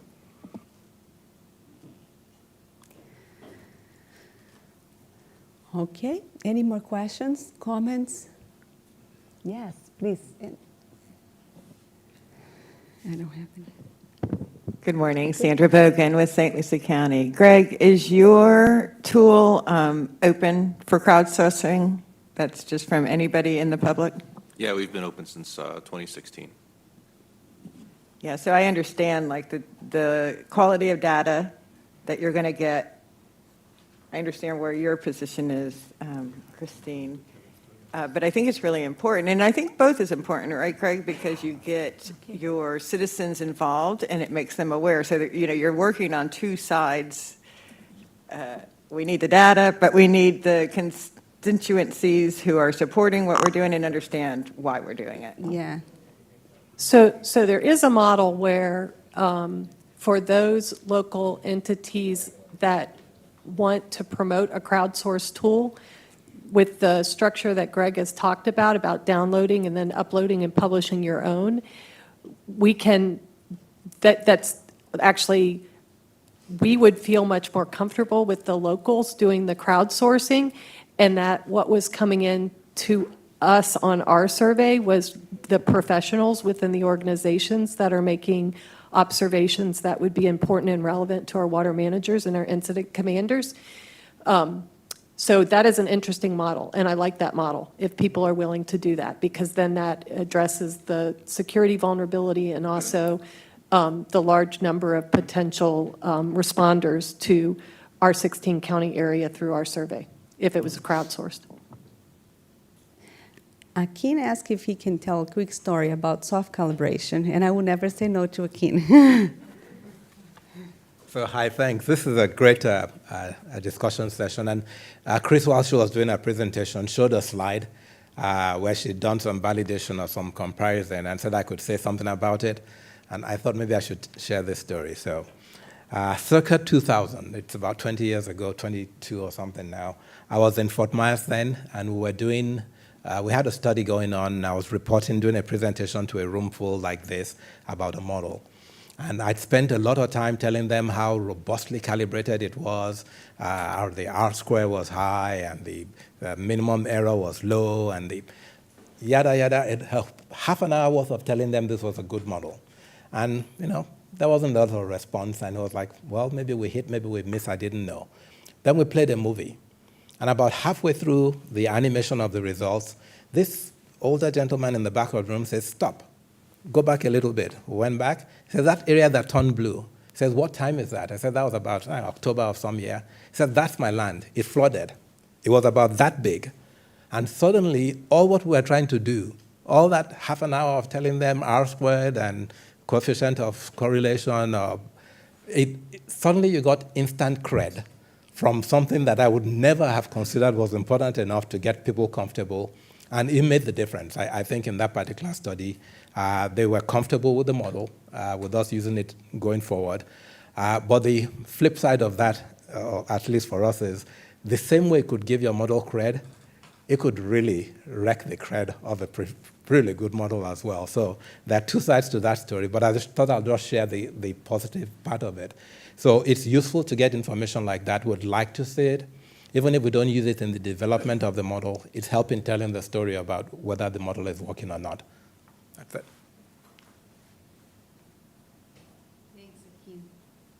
Thank you very much. So any more comments, questions? We can definitely have follow-up conversations, and please feel free to reach out and send us emails. We have a plan on deploying next steps in this process. We're going to keep you all updated, and hopefully, fingers crossed, we have the support. Yes, Sandra? I just had one more question that's been on my mind, is groundwater elevation. So I know that you collect data on groundwater elevation. I feel like that's a really important piece of data, and maybe really expanding the data on groundwater elevation. So when we look from a very micro level in St. Lucie County, that's an important piece of information. I didn't see that in the tool yet that you were showing. We have, so the tool itself for the flooding is flooding above the ground. But of course, our EOC team is looking at we have a lot of sensors around that is, we are kind of validating with the ground information that we have. So I would say today the main source of information that we use to make all the decisions are our existing sensors, are the levels that we are reading, and they include groundwater and surface water. And we are really bringing this additional information on flooding and observe off the ground to be able to complement information and validate some of the assumptions. Sometimes we have to interpolate between gauges, stations, and really make the point that Akin just made in terms of getting everybody on the same boat, that that's a significant area of risk, or we are seeing flooding here. So I was wondering if there were opportunities for partnership with the Water Management District to increase the monitoring stations, like let's say a local government like St. Lucie wants to just increase the areas that we are monitoring for example, groundwater. Are there opportunities to partner with Water Management District? I noticed that automated data collection is a big part of one of your goals. So that's just something that we've been thinking about, like how can we partner with you? The grants that we've been seeing don't really cover that kind of thing, so. Yeah, we would need to identify some funding. We don't have new funding opportunities for new monitoring, even though we do have we all agree internally that we have some areas that we would need to increase monitoring. So yeah, we need to, again, map the opportunities that we might have there are gaps that we have been mapping in some regions already that we understand we need enhanced monitoring. The partnership or the collaborative approach would be a good way. Yeah.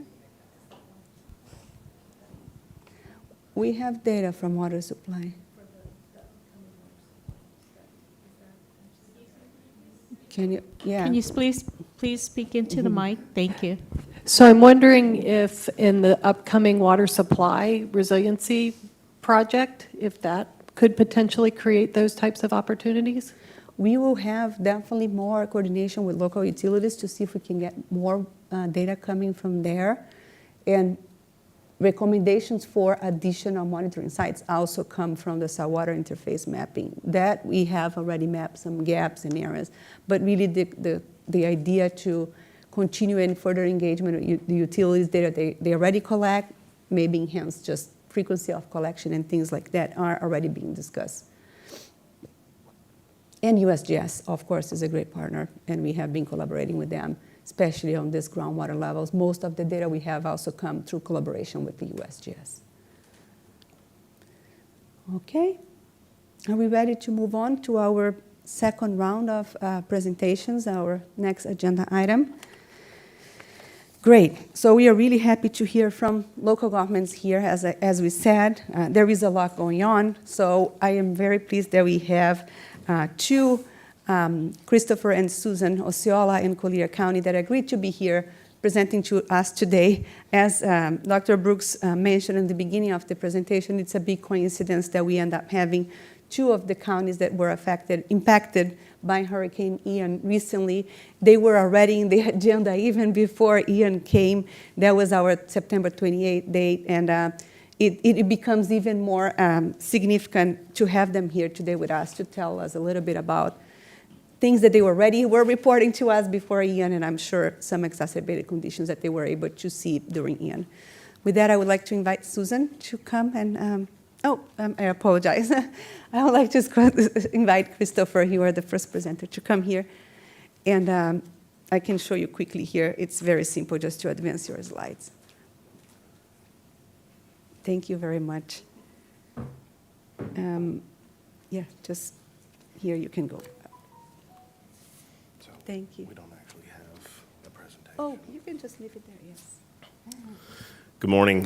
My name is Christopher Mason. I'm the what we call the Division Director of Community Planning and Resiliency, and I'm also the Floodplain Coordinator for Collier County.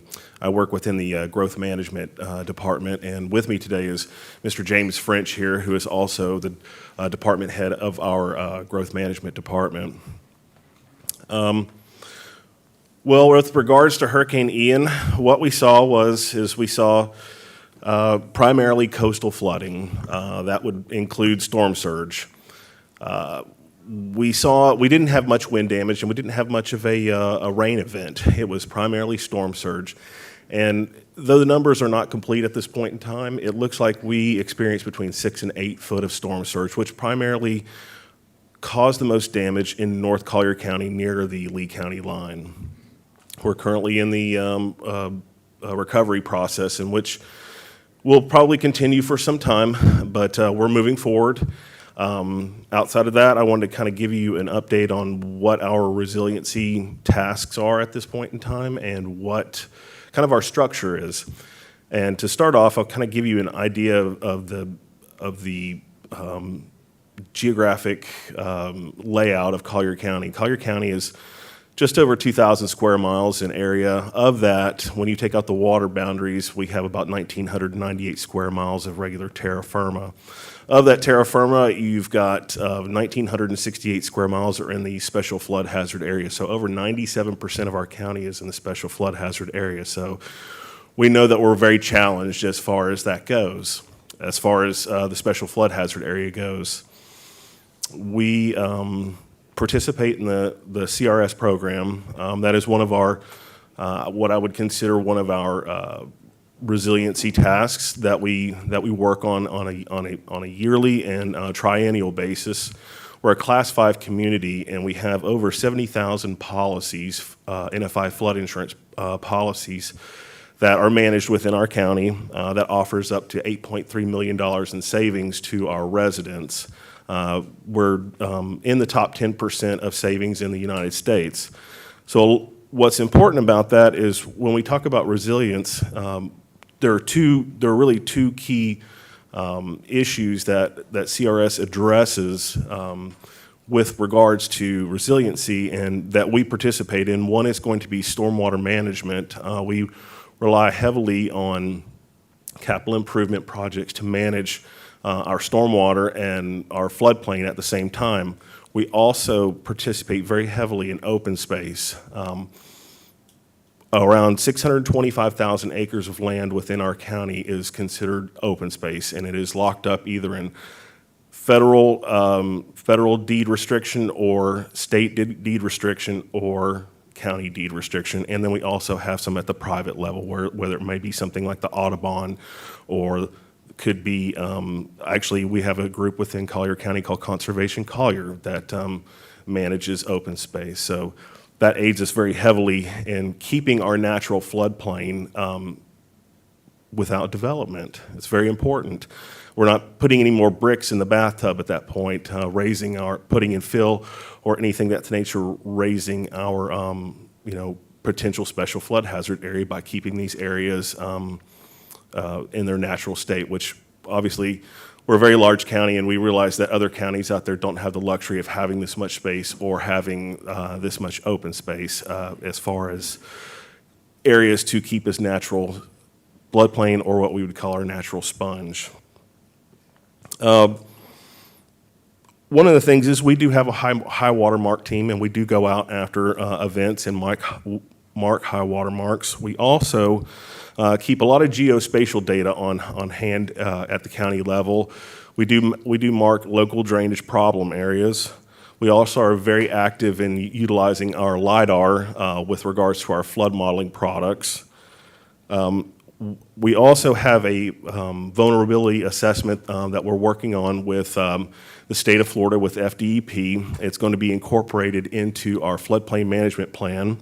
We have a floodplain management planning committee that meets quarterly and addresses things such as sea level rise.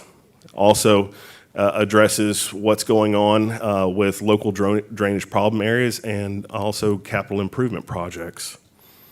Lastly, I'll say, well, not lastly, but at the same time, we do have two current studies going on with the Army Corps of Engineers. We have what's called the Immokalee stormwater study that's going on up in the northeastern or north central portion of our county.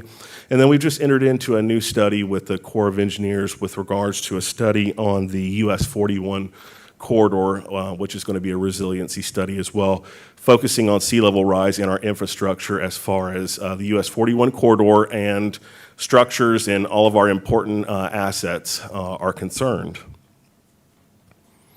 Lastly, we have just created a new division within our local county government within the Growth Management Department. Again, it's called the Community Planning and Resiliency Division. We'll be focusing obviously on resiliency and how we can work it into our growth management plan. We're going to be looking at affordable housing within how we're going to marry that with resiliency. We're also going to be looking, again, at floodplain management. Our CRS program will be within this department, and we'll continue to further forward with our flood protection initiatives.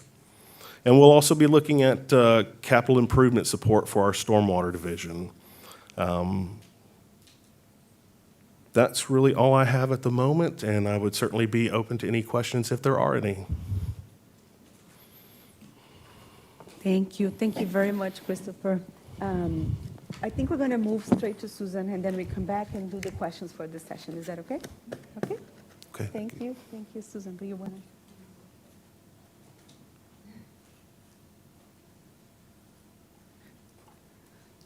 Yeah. So just here. Good morning. I'm Susan Goslin. I'm Natural Resources Manager for Osceola County.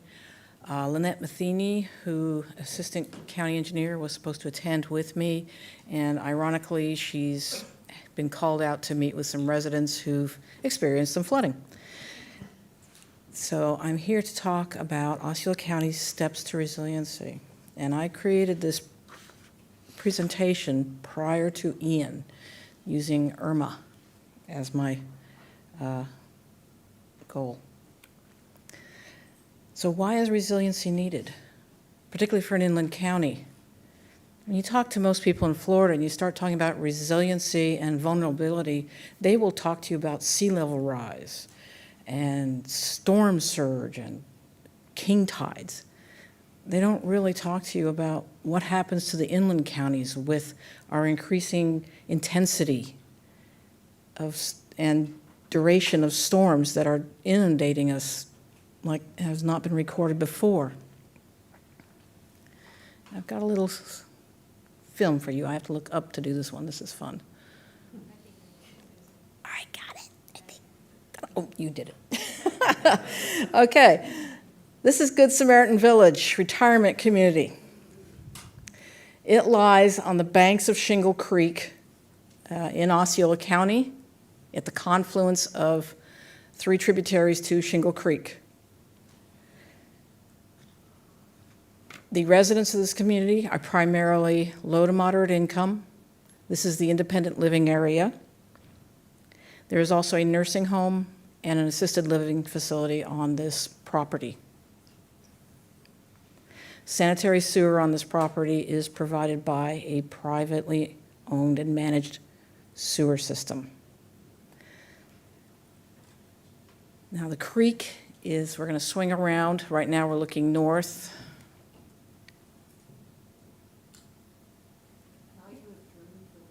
We have lots of drone footage, but you know our drones are going to be grounded in a few months.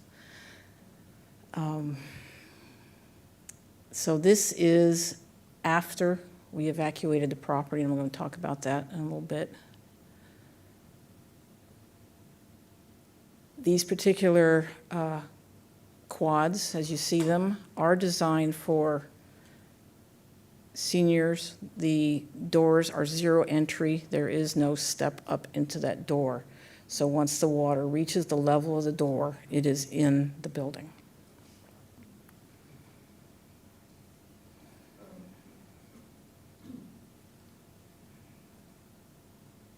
And this is before Shingle Creek crusted in Irma.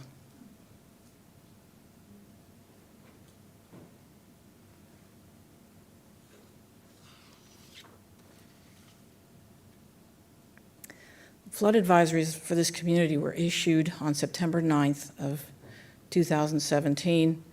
Few heeded the warning. Even the management of the nursing home and the assisted living facility. In the early morning hours of September 11th, 2017, Osceola County, City of Kissimmee, American Red Cross, Council on Aging, 25 ambulances, FWC did a wet rescue of this community. I want to point out that at the top of the screen are the community's percolation ponds for their sewage plant, and their sewage plant is to the right. The tree line in the middle of the screen is the actual creek. Flooding in this community lasted for 5 days. That is the sewage plant right at the top, and that plays into something we'll talk about later. Did not want that to run again. Stop. Stop me. Okay.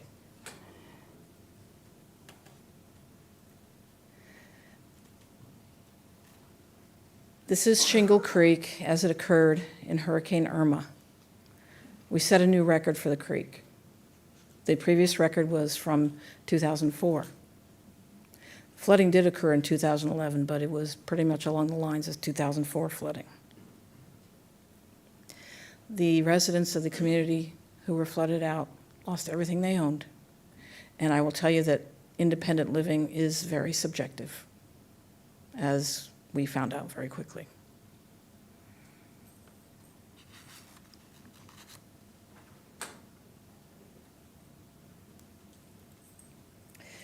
Osceola County steps to resiliency. One thing we recognized in Irma was that we didn't know enough about Shingle Creek.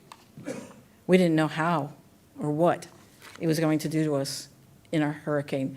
We could use bathtub-type models like the HAZUS model, which is used by many emergency management, but it really didn't give us a good enough picture. So what we're looking at right now is the Shingle Creek Basin Study, which is underway, an update to our Master Surface Water Management Plan that is also underway, and we have also submitted a grant application to do a countywide vulnerability assessment.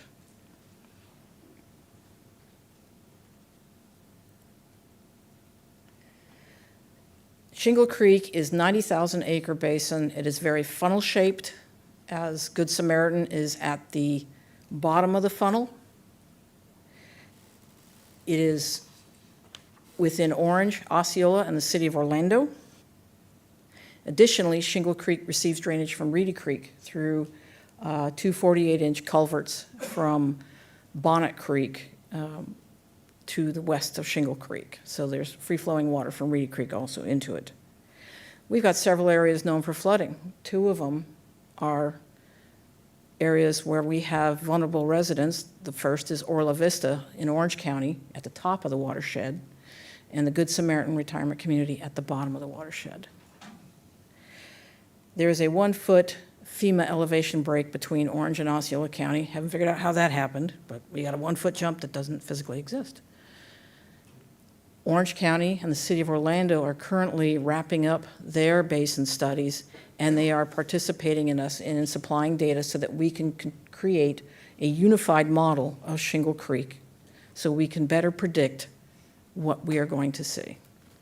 And we are putting it together from the very top in Orlando to where it goes into Lake Tohopekaliga. And by the way, it was a condition of my employment that I could say Tohopekaliga.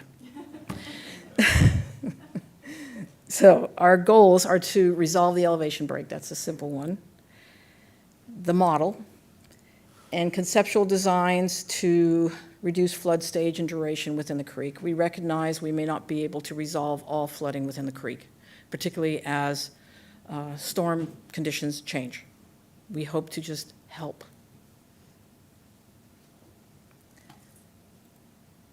Next is our Master Surface Water Management Plan, and this is grant funded by Department of Economic Opportunity CDBG Mitigation Grant. This is to cover all of Osceola County. Previous Master Surface Water Management Plans only covered the urban growth boundary. And to give you an idea, Osceola County's almost 1 million acres. The urban growth boundary is about 300,000 acres of that. So we're missing some chunks. We know that we have issues in portions of our county where we have 3 major watersheds and Osceola County is flat. When we get a lot of rain like we did with Irma and Ian, those watershed lines disappear. We receive water from the Econolocahatchee River into the Upper Kissimmee Basin, and the Upper Kissimmee Basin may be contributing to the Upper St. Johns and the other way around. We don't know where the water's going, honestly, but we know that we see it. And we also receive water through all of our major creeks and drainage systems, such as the CS&F system through Osceola, and it heads south. So what we're going to do is create that high-level model of current drainage conditions within Osceola County. Let's get some policy recommendations. Change our comp plan, maybe change our land development code. There may be some places we need to look a little harder at what is happening. You know, we've got a water quality monitoring network. It's not as strong as it should be. Maybe we need to expand that. And also that can also give us quantity monitoring, put in good stage gauges and flow. Now, utilizing this model, we are looking to conceptualize a way of dealing with our excess flows. We know we contribute 35% of the water to Lake Okeechobee. We know that when we are hit by a storm, those flows carry, and it's in quotes because it doesn't look like a nutrient when it heads south, but it's excess nutrients, especially after Irma and Ian and the plethora of notice of pollution notifications we get. We hopefully can get some conceptualized projects for our secondary system to maybe slow the flow into the primary system, the CS&F system.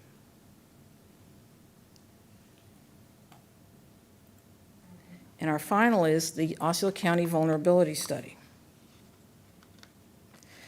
We have submitted a grant application to FDEP for grant funding. The idea is to take that Master Surface Water Management Plan model and project it out over time with increasing storm intensities to look at our infrastructure, our critical infrastructure, and determine what is vulnerable and what is not. Where do we need to put our dollars? We need to, again, look at our comprehensive plan and our land development code to see where we can improve on that, and maybe suggest some improvements to critical infrastructure for future funding. We are currently in discussion with FDEP on the proposed scope of the vulnerability assessment. And it's interesting discussions, and I have discussed it with other counties. We will see where we land on this one.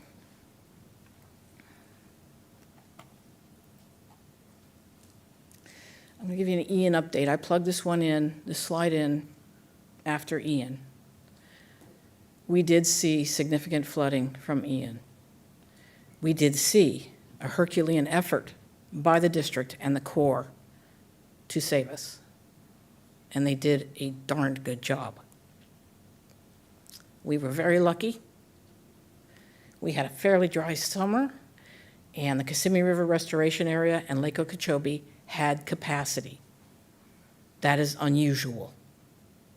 We may not get that chance next time. As for the Good Samaritan Society, they hit a new high, 64 feet. Every single red X on this map is a pod that is being demolished. That area is, we have been told, going to be turned to a park, a floodway park, and floodplain restored. However, each pod represents 10 homes.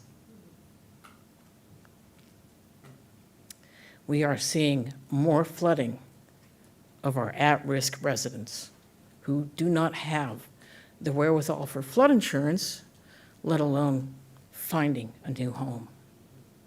And this is something we really need to address in the future, in the near future. And we are still recovering. Thank you. Thank you. So, thank you very much. I think it shows how evident it is that we need coordination and collaboration here in the region. Thank you very much again, Susan and Christopher, for the presentations, initial one. So let's again follow the same sequence, going around the table, see if we have any question, any comments.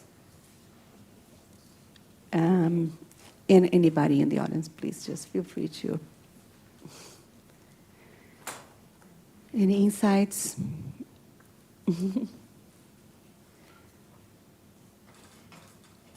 So I will ask a question quickly.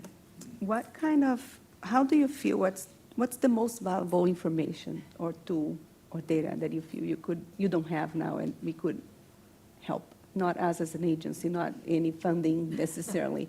We are talking about coordination as a group.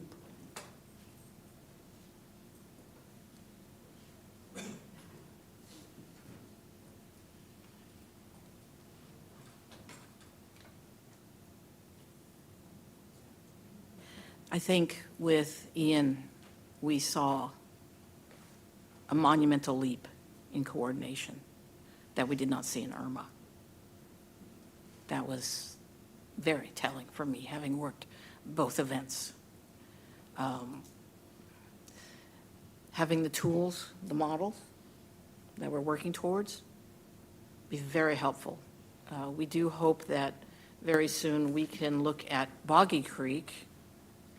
We have been told that Orange County is doing a basin study for Boggy Creek. We need to tie into that and get a unified model for Boggy Creek. We have already reached out to the Greater Orlando Aviation Authority to discuss their stormwater system. We will be reaching out to Orange County about their stormwater system too. As anyone who worked the event from the district and the Corps knew, we saw a lot of water before the storm even hit, because the stormwater system within Orange County was built after Hurricane Donna in the 60s, and it consists of riser board structures and very old pumps that apparently people decide, with riser board structures, it's very common. There are experts out there living in the community who know where those boards should be, and they will disappear off the site. So, getting those models and a lot of coordination.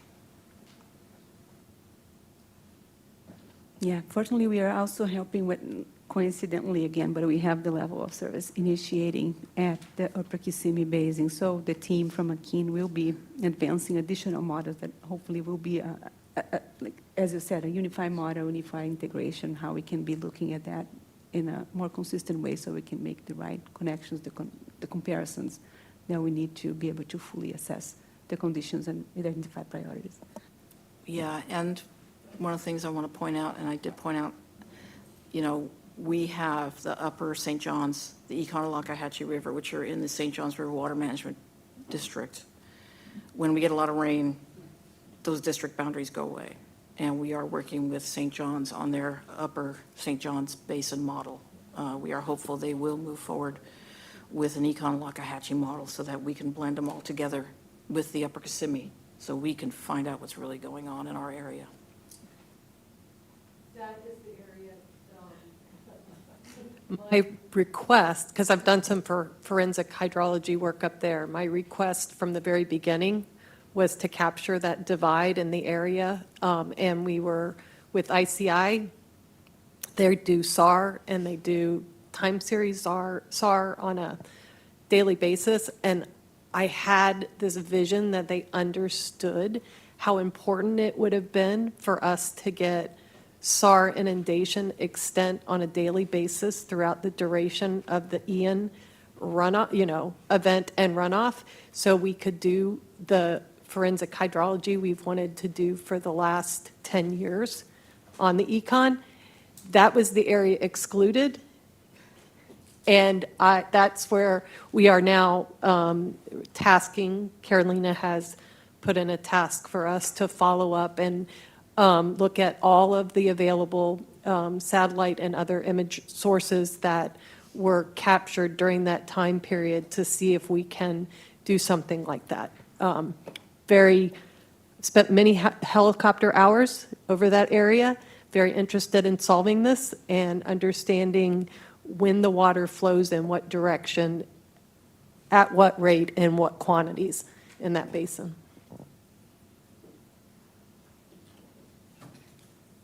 Any strategies? I think that was something that being on the EOC and dealing with that for the first time on this regional magnitude, I was like, how much of this we have control, how much this we have no control.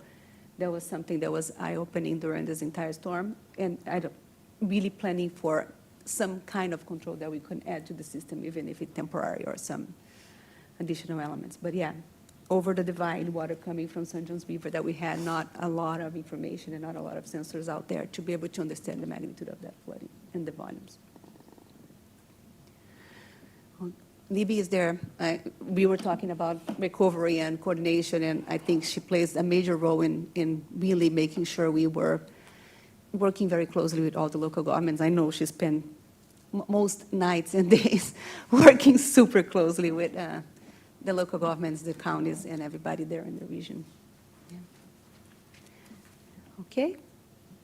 I hope you all understand, solidify that we need coordination, collaboration to be able to understand and speak the same language. Oh, I apologize, Sandra. Yeah. Oh, no, I just raised it. But I'm familiar with that area, Econ-Lockahatchee. I'm wondering the legislation last year for the critical wetlands inventory, because I know all the development pressure on Econ-Lockahatchee. So despite the fact that, you kind of need that floodplain area, it's under enormous pressure for development. And then on the south side of Lake Jessup, which is a critical wetland. So I'm wondering how and I don't know if anybody knows that yet, maybe they're in the rulemaking portion of that legislation, but being able to identify critical wetland inventory and to take it out of the hands of potential development, I know it's very hard, but land uses is going to be a big part of this conversation eventually. So that area of the econ that is within Osceola County is an older DRI, and they are currently moving forward with development plans. It's going to be interesting.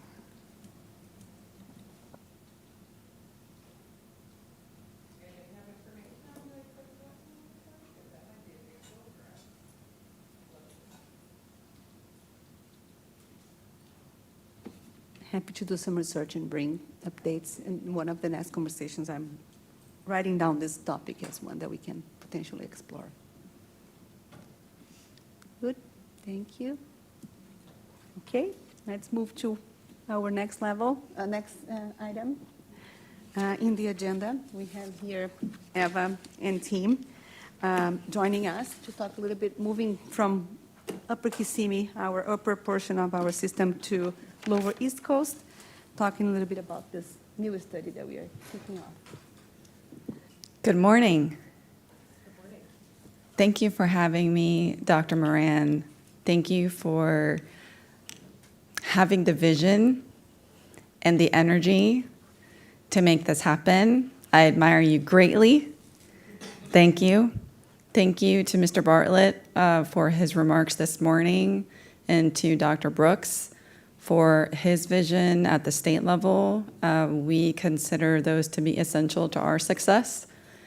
And I will just be doing some quick remarks, and then Mr. Geisen is going to talk about our study that we're so thrilled to have kicked off here a few weeks ago. And it has been a great morning for me to listen to all of you, because at the core, we value partnerships. We believe that we cannot accomplish our mission without partnerships. And I have heard the core be mentioned a few times, and I'm grateful for that, because that means that we're on our way to make sure that that continues to happen, so that we can help make our communities more resilient.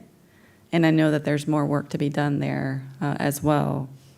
And so a question that we get often is, how does this all fit together? We hear of all this work that everyone is doing at the local, state, tribal, and federal level, but the question we get a lot is, how does this all fit together? And so my answer to that, and what Tim and I work on with all of our team, is it's got three parts. The first one is communication. The second one is sharing of technical information. And we're doing that this morning in this forum.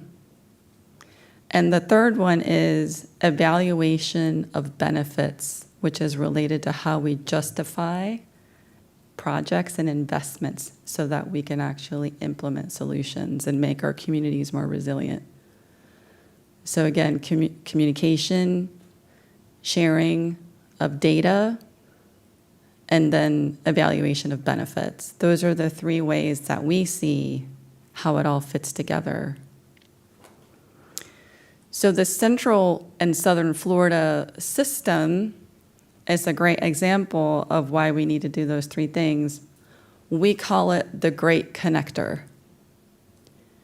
because it began as a federal project with 5 project purposes that include water supply, flood protection, navigation, recreation, and preservation of fish and wildlife. And the Congress told the Corps that we have to balance those 5 project purposes in our work. And that balance has to stand the test of time, but also listen to how our communities evolve over time. So the arc of balance is over time. It is not fixed in time. And so when we think of that and the Central and Southern Florida system and those 5 project purposes that begin in Shingle Creek, as Susan was talking about, and how it's connected there and goes all the way down to the southern part of Florida, I want to make sure that I include Collier County and Lee County, that although there are not CNSF canals and levees and pumps in those 2 counties, when I talk about that system, I talk about the South Florida ecosystem with it. And so we see, our vision is that when you look at those southern coastal systems, those natural systems that were there prior to the building of the CNSF, they help provide resilience to the central part of the levees and pumps and canals that make up the Central and Southern Florida system. So Everglades National Park, Big Cypress National Preserve, the estuaries, 10,000 Islands, all those natural systems that are the beneficiaries of the Everglades Restoration Program work together. So, in our view, the CNSF is that big, great connector. And the operations of the CNSF, together with the flexibility and resilience that's being added to that system with the Everglades Restoration Program, because the Everglades Restoration Program is a modification to the CNSF. Those two things together form the context for adaptation at a regional scale. This is actually for Tim, so let's go back one more. Did I do that? Yes. Oh. All right, sorry about that. So I'll say that one more time. Think of all of our discussions about natural and nature-based features. So our vision is, as you look at the central and southern Florida system, imagine that Biscayne National Park, Everglades National Park, Big Cypress National Preserve, 10,000 Islands, that whole southern system, and then the estuaries, northern estuaries, so that's St. Lucie, Caloosahatchee, Lake Worth Lagoon, all of those natural systems are big regional natural and nature-based features. So the CNSF provides those 5 project purposes, and then those big natural systems provide resilience. So Everglades Restoration provides resilience, long-term durable resilience to the CNSF. So then let's talk about the CNSF itself and how it's 70 years old, and we've got the stressors of sea level rise and changes in rainfall. And so we understand that there's a lot of work to be done with flood protection of our communities, our urban areas, our developed areas, and also the areas that drain through there. So that is the context of this flood resilience study. We understand that the highly vulnerable areas, as identified in our South Atlantic coastal study, or the work that Dr. Moran has done and Akeen has done here at the Water Management District, that we have highly, highly vulnerable areas in Palm Beach, Broward, and Miami-Dade counties that are related to the confluence of both of those drivers, so sea level change and rainfall change. So the good news is that we are doing an enormous amount of work together already. The challenge that I want to point you to for this study, as I focused you now in on this flood resilience study, is how do we talk about the evaluation of benefits? How do we justify our projects? Because when you have an ecosystem restoration project, it's justified one way. When you have a flood risk project, a flood risk management project, like what this is a flood risk management study. It's justified with a benefit-cost ratio, which is different than benefits to the natural system. So the challenge is, how do we bring that all together? We have guidance and we have support as high as the White House in the federal side to do something called comprehensive benefits analysis, which means we bring that all together as long as we're making sure that we're valuing everything in the way that we should. So what I ask of you today as you listen to Tim talk to you about this new study is to engage with us, share your information with us, because we're in the middle of what we call scoping in the federal process, which means we are listening to what is happening on the ground. So today's discussion was perfect. It's about data. It's about providing what's happening, validating, modeling. What are we seeing on the ground? And so the scoping period is closing next week, the 7th. And so that means that we are asking for input and we are asking for people to tell us what they see on the ground and send us letters, send us emails. And so with that, I'll turn it over to Tim. Thank you.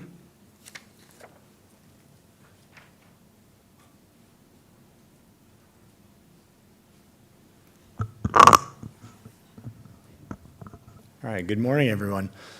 So my name is Tim Geisen. I'm the Senior Resiliency Senior Project Manager for the Corps. I work with Ava, and she described kind of our vision already globally. And we'll talk very specifically about the flood resiliency study, which we're kicking off in Southeast Florida. But I think big picture, it's kind of a model and a first step of something we can do across all the counties. So as we talk, kind of keep that in mind, that this is something that we think that we'll be able to apply across counties, across projects as we move into the future. As we see just from everybody gathered here, resiliency across our communities, whether that be locally, regionally, or at the state and federal level, it's a team effort at all levels of government and all levels of community to really build that resilience that we all desire.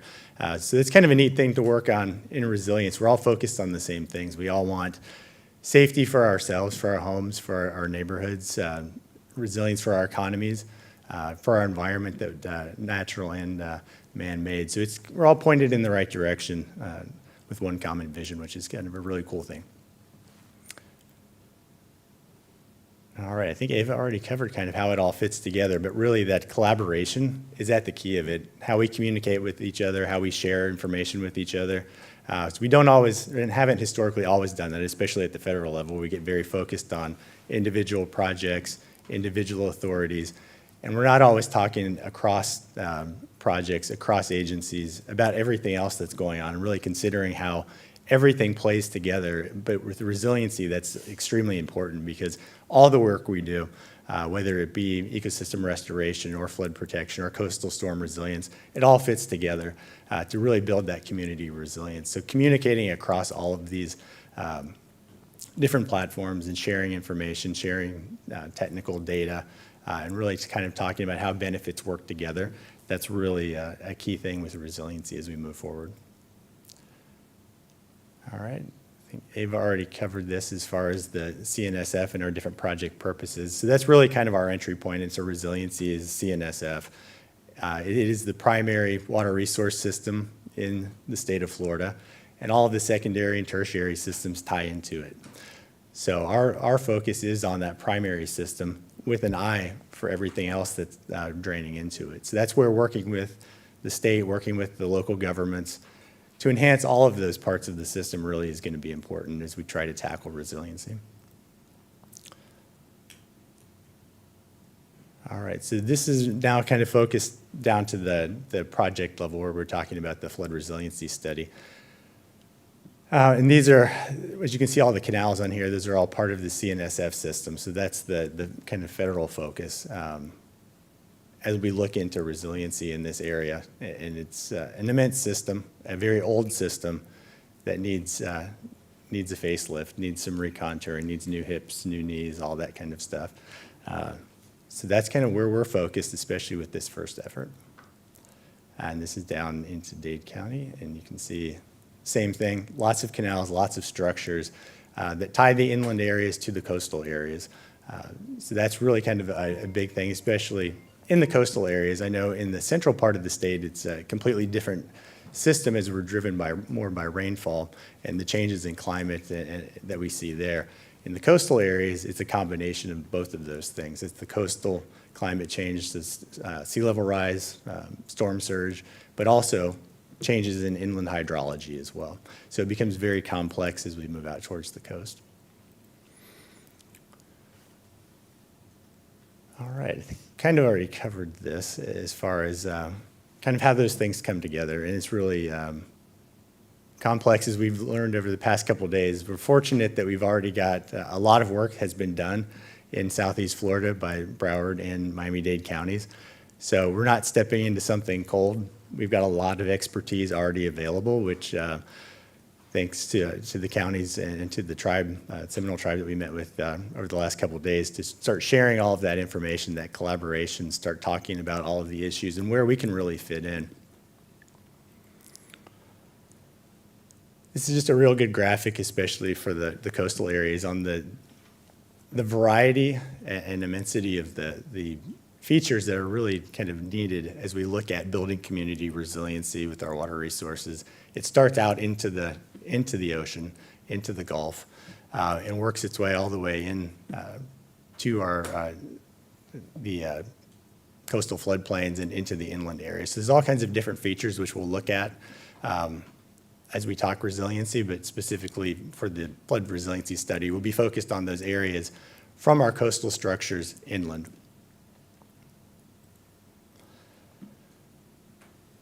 All right, so when we talk about communication, collaboration, this is kind of the vision.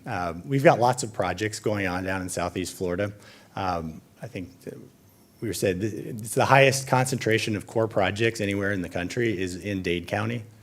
But you expand that out to Broward County as well. We've got a lot of work going on down there. And it's important that we talk across projects about what we're doing, sharing information, not only that we're gathering from stakeholders, because that allows us to look at not only how our projects that we're focused on, those project teams, they're focused on to accomplish their mission, but also what are some of the other issues that we're seeing that the stakeholders have that can be identified, where we may have other programs where we haven't even started projects on, whether that be at the core level or at the state level. There's always opportunities for us to get even more involved than we already are. And that communication across projects and across stakeholder groups is extremely important, so we don't lose focus on the big picture. So that's kind of what that umbrella represents, is that effort that we're really going to be focused on moving forward, looking at how all of our projects, not only at the federal level, but the state and local levels, how those all work together. So you can see this is just an example of all the projects that we have going on. We have coastal storm risk management projects like the Miami Back Bay. Collier County also has a coastal storm risk management project going on. We have ecosystem restoration projects such as the BBC or the Broward County water preserve areas that are in various stages. And then we have our new flood risk management study. So we have lots of different core business lines that have always been historically very focused on those. But as Ava mentioned, really being able to share information, technical information as we look at developing models, as we look at developing performance metrics is extremely important. So we're consistent across those. But then also communicating how all of these projects fit together with our stakeholders. That's somewhere I think historically we've probably been lacking, is how all of our work fits together. But when we're talking resiliency, it's extremely important that we do communicate that. Every piece of this, while it has its own part that it's focused on, it plays a big part in the bigger picture of establishing that community resiliency.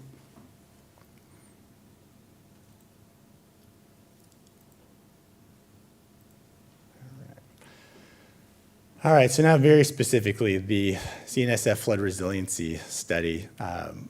So what is that? So it's being conducted under the Section 216 authority, which was an authority provided in the Flood Control Act of 1970, which basically gives the Corps an authority to go back and look at any projects that we already have in place and evaluate how they're performing, and then recommend changes or updates to those projects so that they maintain their functionality. And as we talked about, CNSF was designed back in the 40s and 50s for a state that was extremely different than it is right now. So we have a 60-plus-year-old system in place trying to handle our water resources that doesn't function the way it was originally intended because of all of the changes that we've seen, whether it be population changes, land use changes, or climate changes, which we're all dealing with. So we'll be looking at that part of the system along the coastal areas in Miami-Dade, Broward, and southern Palm Beach counties to see what we can do to upgrade that infrastructure to provide the benefits that it originally intended and to adapt it to meet the current needs of the area down there. So as Ava mentioned, we are just finishing up our scoping period. We had 2 public meetings earlier this week, and the comments are due for scoping next Wednesday, December the 7th. That doesn't end the communication and feedback during the project. This is just the first step that's going to give us all the information we need to really refine the scope, the problems, opportunities that we'll investigate and start to develop alternatives to meet those things. So throughout this whole process, it's going to be about communication, not only with our partner agencies, but also the public. We'll have opportunities throughout the process, whether it be in the alternative development early on with our planning charrette that we have planned in early mid-January. Through the process of developing alternatives and evaluating those, it will be a collaborative approach throughout the process. all the way through getting to a feasibility report, which we are scheduled to try to get to by mid-2024, all the way through the final chief's report in 2025. So right now, we're looking at a 3-year process for this effort. That may change a little bit based on scope, but we understand the urgency of getting projects on the ground in this area due to the immediate need. This is long overdue, so we're excited that we're kicking this off. And with that, are there any questions? Yes, please, let's, any questions? Any around the table here? Any information that you might be interested to learn? Anyone else from the audience? Okay, give it one more minute. We are not getting, as Yvette mentioned, we are not getting comments from the participants in Zoom, but please don't hesitate to send us an email or a follow-up if you have any questions also after you hear those presentations. Again, we are testing different formats. We are organizing the final format for this forum, but we really appreciate everyone that is also joining online. And please don't hesitate to follow up via email or let us know. Yes, please. And we have a comment here in the room. Joshua Revord, Senior Coastal Engineer, St. Lucie County. I'm curious about the comprehensive benefit analysis and how the Corps has been guided to implement those on specific coastal storm risk management projects and whatnot. Is there official guidance that's been provided on how you implement and to what projects is that system implemented towards? I'm going to start, and then I'm sure Tim will add. So we received guidance. Am I coming through okay? We received guidance last year that told us we are going to move in this direction. We are going to determine comprehensive benefits, and then it's been a process to actually determine how. It's pretty hard to do that. And so what we have now is that each of our new studies are required to have an alternative that, it's comprehensive, what's the alternative called? It's got a name. It's like the comprehensive benefits alternative. That's not the right term because the Corps has so much jargon, right? But we are required to make sure that at a minimum, one of our alternatives is evaluated in that way. And then our final alternative in our report also has to describe all of those areas where benefits may be justified.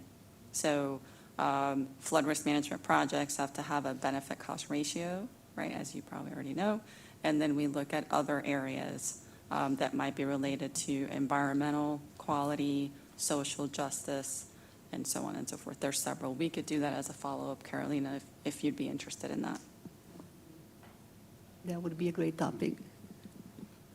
Yeah, to add on to that, when we look at benefits, we have historically looked at what we call forward planning accounts, and depending on what your authority is, if it's a flood risk management project, it's the National Economic Development benefits, but there's also ecosystem benefits. So we all have always kind of looked at those, but now what we're moving towards and being able to do is to justify a project that may have more comprehensive benefits, even if it's not as cost effective. So we would still look at, for like a flood risk management project, looking at those economic benefits, that benefit cost ratio, but then we can look at things like, how does it enhance the ecosystem? How does it enhance social justice?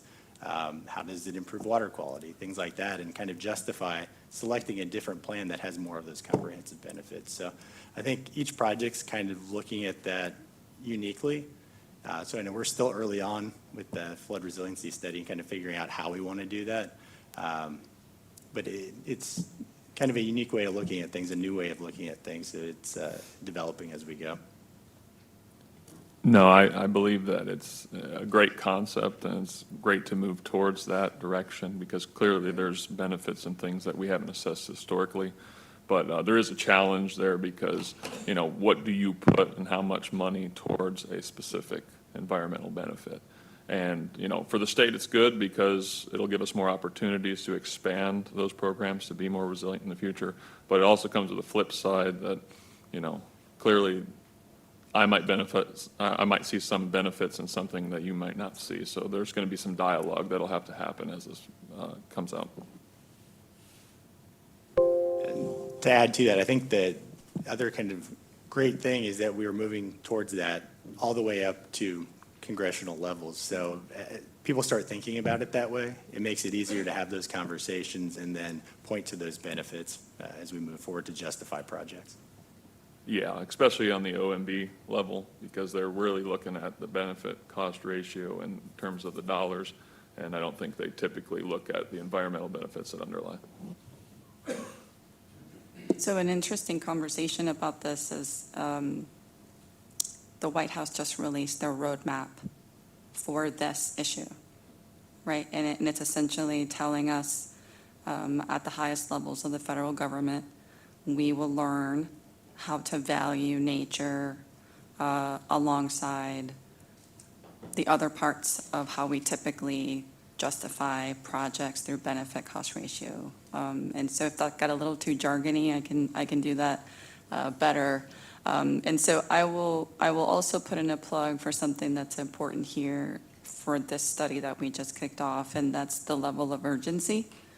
And so it's important to stay focused on solutions that can be implemented quickly while we know that the Congress is deliberating on a much larger comprehensive study.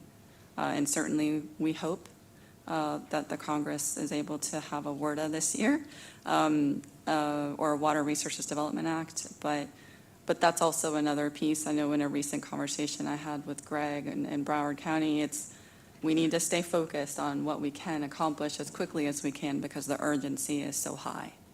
And so there's a discussion there that's important that we need to have in this study with our communities. What can we get done and get on the books right now? And then how do we keep working? Thank you. For the question, anybody else? Okay, we're going to move to a very great portion of this meeting, of this forum, which is we also want to hear a little bit from you. I know we had two special guests that we invited to talk a little bit more. We're not going to have time to get all of you to talk a lot, but at least major highlights from some of the key issues that you might be doing or key projects that you might be doing in your area. Resiliency-related projects and topics of interest of this discussion. We would go around the table right now and ask you all to give an introduction. I know we didn't have a chance even to introduce each other, but then we're going to have the chance to introduce yourself and talk a little bit about your projects, your needs, your challenges, some advances you are making in this area of resiliency, and really let us know how we can exchange this information better and coordinate better. So I will start. I'm moving here in my left side. Feel free, Susan and Christopher, to add anything else you might want to add as we go. But I think we had the two already introducing themselves and talking. Yes, and then, okay, let's move to Lee County then.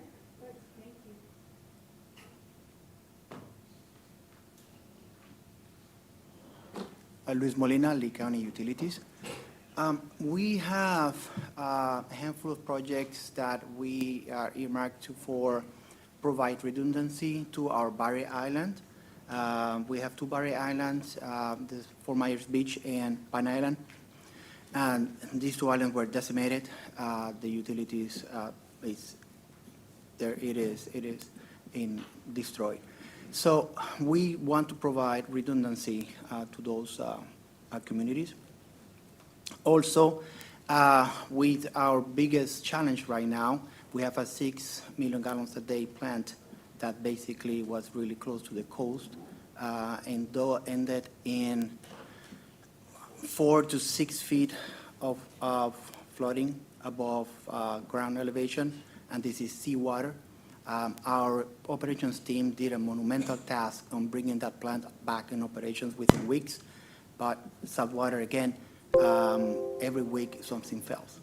So right now, this is a plan that we have in the books for rehabilitation for some time, and we were struggling to find, the funding to do this project. Now we add mitigation, which adds another $40 million to that budget. So definitely our interest will be on what kind of funding assistance this program, this group will provide to municipalities.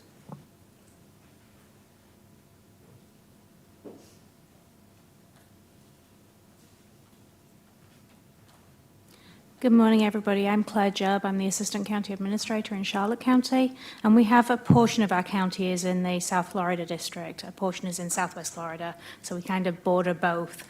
Some of the things that we're working on, we've just received a grant to do our Stormwater Master Plan, which has obviously the benefits of doing that Stormwater Master Plan, but also the added benefits when it comes to the CRS program, which Christopher, you were speaking about, as it will help us move from our Class 5 to hopefully a Class 4, and really have a focus on helping our residents when it comes to flood insurance rates. We're also working on a vulnerability assessment. We're doing that slightly differently in the fact that we're not getting funding from the state to do that. We are working with the Coastal and Heartland National Estuary Partnership, which is hosted by our organization.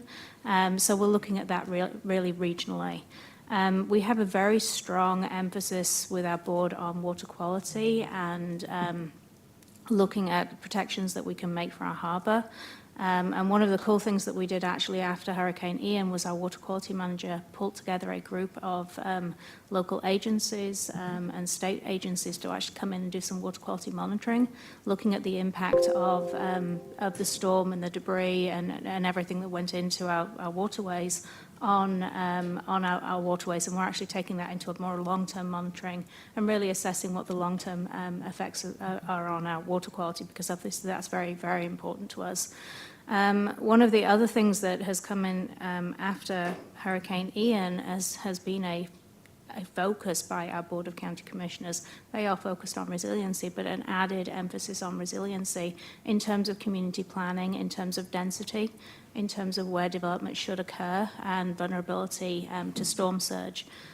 We were very, very lucky in Charlotte County that we didn't see the storm surge that Lee County and Collier County did.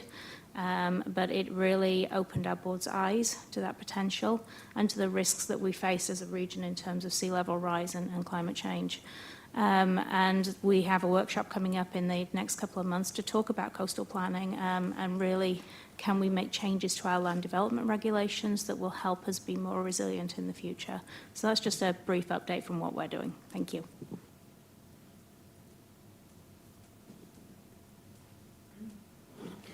Hi, I'm Sheila McNamara. I'm with the Central Florida Regional Planning Council. And I have to say to Susan, that was moving to see you get emotional up there. And I did want to say something, and I figured it would be better to give you a moment. But that also happened in our counties, where two of our council members had that direct experience to report on. And I think, like Akin said, it's the validation of all of our efforts, what we're trying to do, and really looking at how best to accomplish that. In our situation, we're one of the only RPCs in the state that does not have any coastline. We have all inland. However, we are looking at the problems of increased flooding, increased winds.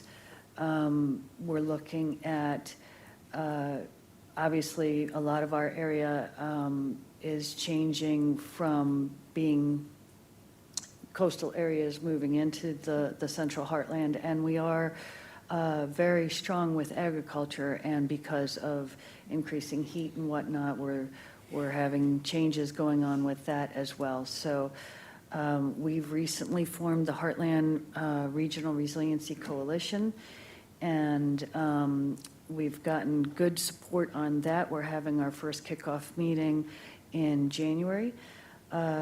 We are then going to be developing a regional resiliency action plan, and we've applied with DEP, so all of our counties within the heartland area of Central Florida have either applied with our assistance or support for vulnerability assessments. So that's what we're up to right now, as well as we do have Avon Park Air Force Range, so we have a Sentinel landscape that we're looking at resiliency for that as well, and the Florida Wildlife Corridor.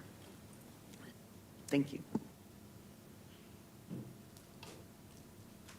Thank you. My name is Jonathan Reinsvold. I'm the Director of Engineering for the Village of Wellington, here to represent the Acme Improvement District. We have several projects going on, but a little overview of the Acme Improvement District. We're about a 30 square mile independent district in the Village of Wellington. And for those of you that are out of town, that's nearly the most western, except for Belglade, the most western part of Palm Beach County.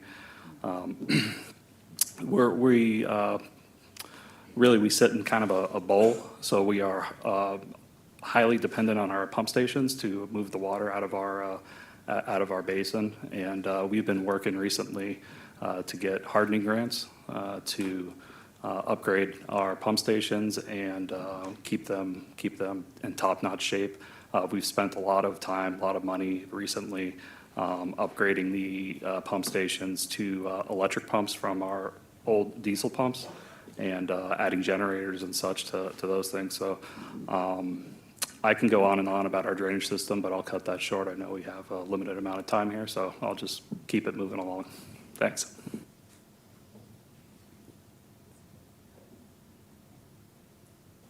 Hi, Dawn Ritter, Highlands County. We are a rural agricultural area.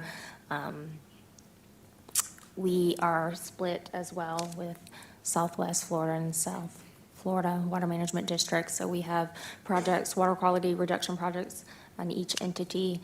We also have some stormwater study projects, but like many of y'all, we received a lot of rain and our infrastructure is needing support as much as possible. So if you have any ideas or grant opportunities, please let us know.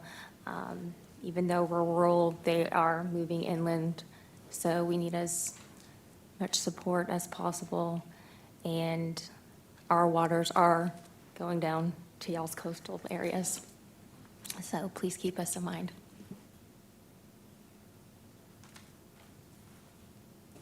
My name is Greg Mount. I'm the Assistant Chief Resilience Officer for Broward County. First, I just want to say thank you for the district, the leadership and staff for putting together such a forum that we could have this discussion and continue our collaboration, which is probably the most important part. It's great to see everybody come together today, and I need to pitch the summit coming next week. So, we hope to see everybody at the 14th Annual Southeast Florida Regional Climate Leadership Summit next week. Today's the last day to register. Today's the first. Should be today. Should be today. At least, maybe I'm misspoken, but register today. Let's get it in a little bit early. You have the opportunity to join, 700 of your colleagues, plus or minus a little bit. I think we're above 700 right now. And then local, regional, state, and international experts in an open forum. So we hope to see you there. And I'm sure you'll hear more from Broward County in the future here as we work with most of Southeast Florida. So thank you.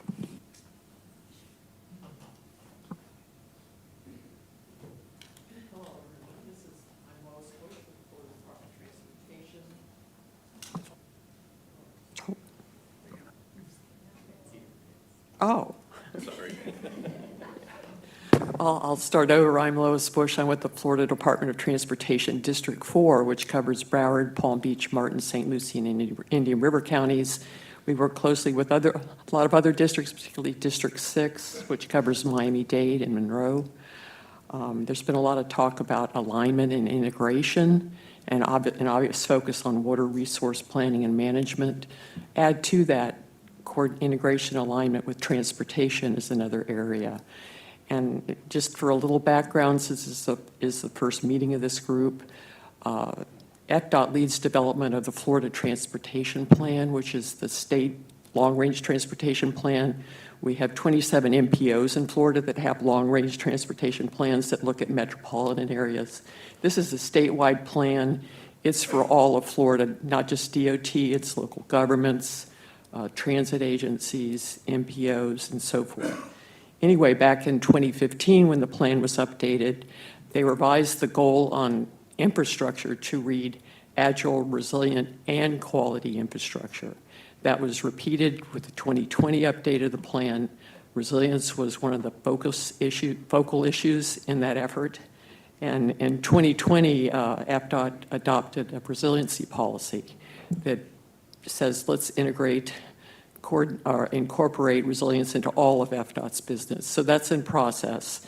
And Carolina mentioned the Florida, that FDOT is developing a resilience action plan based on legislation from the 2022. So, and we're talking to South Florida Water Management District. They're giving hints in terms of how to do a resilience action plan, bringing in our central office staff, District 6, and we're adding District 1 on Southwest Coast. So anyway, it's great to have this group together. I bring the planning perspective.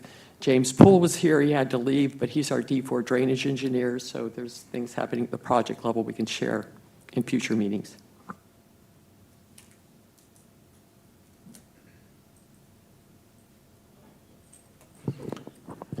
Hey, my name is Joe Chase, and I'm the director of the Jupiter Inlet District, and I wasn't planning to speak, but as we're doing this, it very much reminds me of something that we might have all just done last week, where you go around the table and say the things that you're thankful for in the last year. And I can say that we are incredibly thankful for having avoided major storm impacts in this last year. And we don't have to look far to see specific examples of things we can be thankful about. We're a small, independent special district. We have 92 square miles, and we focus on the Jupiter Inlet and the Loxahatchee River. And one of the things that I took away was both Susan and the gentleman who gave the modeling story, how large all of this is, and yet how small it can be with individuals and people. And we completed a project in 2020. I guess it was completed in 2021. Just a small living shoreline project and an observation pier that are near the Jupiter Lighthouse. And I tell you, it has been very well received and very easy for people to be able to go look at a specific thing and say, oh, that's what we're talking about. That's a living shoreline. That's an example of resiliency. And so I'm thankful for the opportunity to be here, and thanks. Good morning, still morning. Clara Zidane with the City of Miami, Resilience and Public Works Department. We, the city updated the Stormwater Master Plan in 2021, and we have been working on different grants to move forward with the projects identified. And we're starting to develop those projects and start with the design and ultimately the construction of at least the first portion of it, mainly focusing on sea level rise and resilience and flood protection. Like the gentleman said, retrofitting pump stations, adding SCADA, building new pump stations, raising the seawall. We've also worked on city ordinances for sea level rise and resilience and stormwater ordinances to consider like natural features in the stormwater project. So we're definitely working on implementing the measures and recommendations for the Stormwater Master Plan and all the resilience, being a coastal city that we need to account for. We do have a platform for citizens to report flooding. Sometimes it's not the type of information that you need. I think it's important to mention that for us, it's great to know the localized area that we need to put an emphasis on, but it takes more precise information. So I'll be looking forward to seeing the information that you have.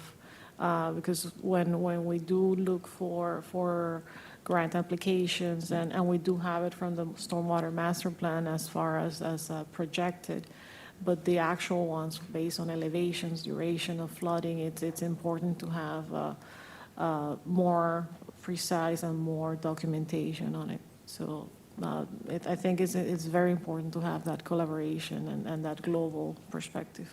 Thank you. Thank you. Good morning again. Megan Houston, Palm Beach County. We are lucky enough to have pulled together some funding for our own vulnerability assessment, and that's out to bid, or yeah, I guess it's in procurement right now, so we hope to have a consultant helping us with that in January. We're starting a community engagement with our frontline community process right now, so that we are working with those who will be impacted by climate change first and worst, to make sure we're getting feedback and input from those people who sometimes aren't always at the planning table, right? Because it's during the day, or other factors can influence that. So that's pretty exciting. The vulnerability assessment will focus on unincorporated Palm Beach County as well as our western communities, and then county-owned assets within other municipalities. We're also, Palm Beach County has 39 municipalities. The Office of Resilience within Palm Beach County is small, team of 3, and we're not always connected as well as we'd like to be with our other Palm Beach County jurisdictions. So if you have Palm Beach County colleagues who are interested in collaborating, we'd love that contact information. We're thinking of having a flooding and vulnerability assessment and shoreline protection workshop introduction in March with our Palm Beach County cities, and using that as a great opportunity to encourage more collaborations like this, but within the Palm Beach County scale. We've hired, not we, but the county, our new water resources manager, Paul Linton, is here. He's been here for a few months now. He's awesome. So hopefully you get a chance to work with him. And then we're part of the Southeast Florida Climate Compact, and the Regional Climate Action Plan 3.0 is the updated climate action plan that we'll be launching at the summit, hopefully next week. So that's also exciting as a planning tool. Thank you.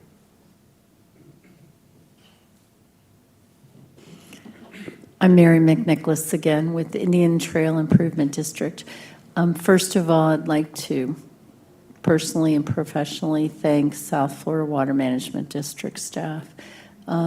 In the last year and a half, between Drew Bartlett, Carolina Moran, Dave Colangelo, and all of your staff, including Palm Beach County, who we've brought in also, Indian Trail Improvement District has been able to go ahead and put in for Resilient Florida grants, which we're hoping for Christmas on December 1st. So as far as things go, that's been a long time outstanding project, and a little very brief history is that following Tropical Storm Isaac in 2012, we specifically had incredible flooding and vulnerability in the northwest region of Palm Beach County.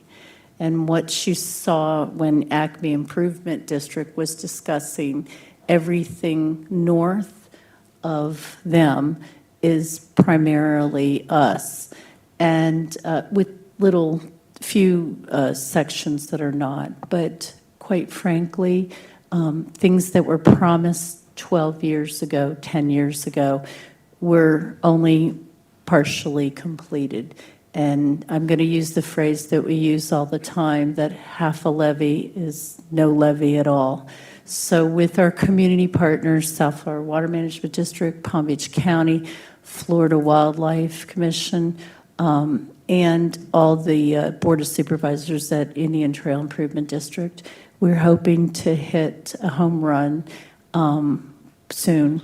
And again, we can't thank you for all the help and the collaboration, and we absolutely need to continue to go ahead and complete some of these projects. And we thank you so much for a lot of the information that we've been able to obtain today. Also, separately, our hearts go out to the communities that were hit much harder than ours this go round. We certainly, from the 04 and 05 years, and also 2012, can empathize with you, and our hearts go out to you.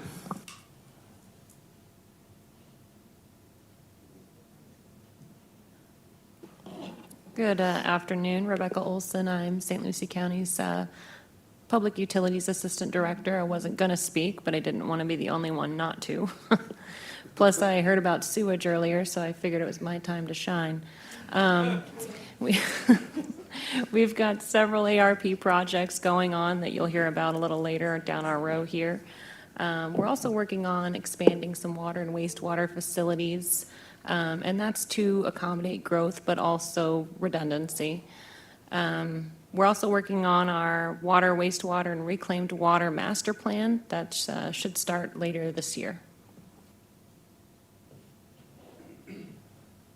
I'm Mark Satterley, a Deputy County Administrator for St. Lucie County, and I want to thank the Water Management District for convening this, really great forum.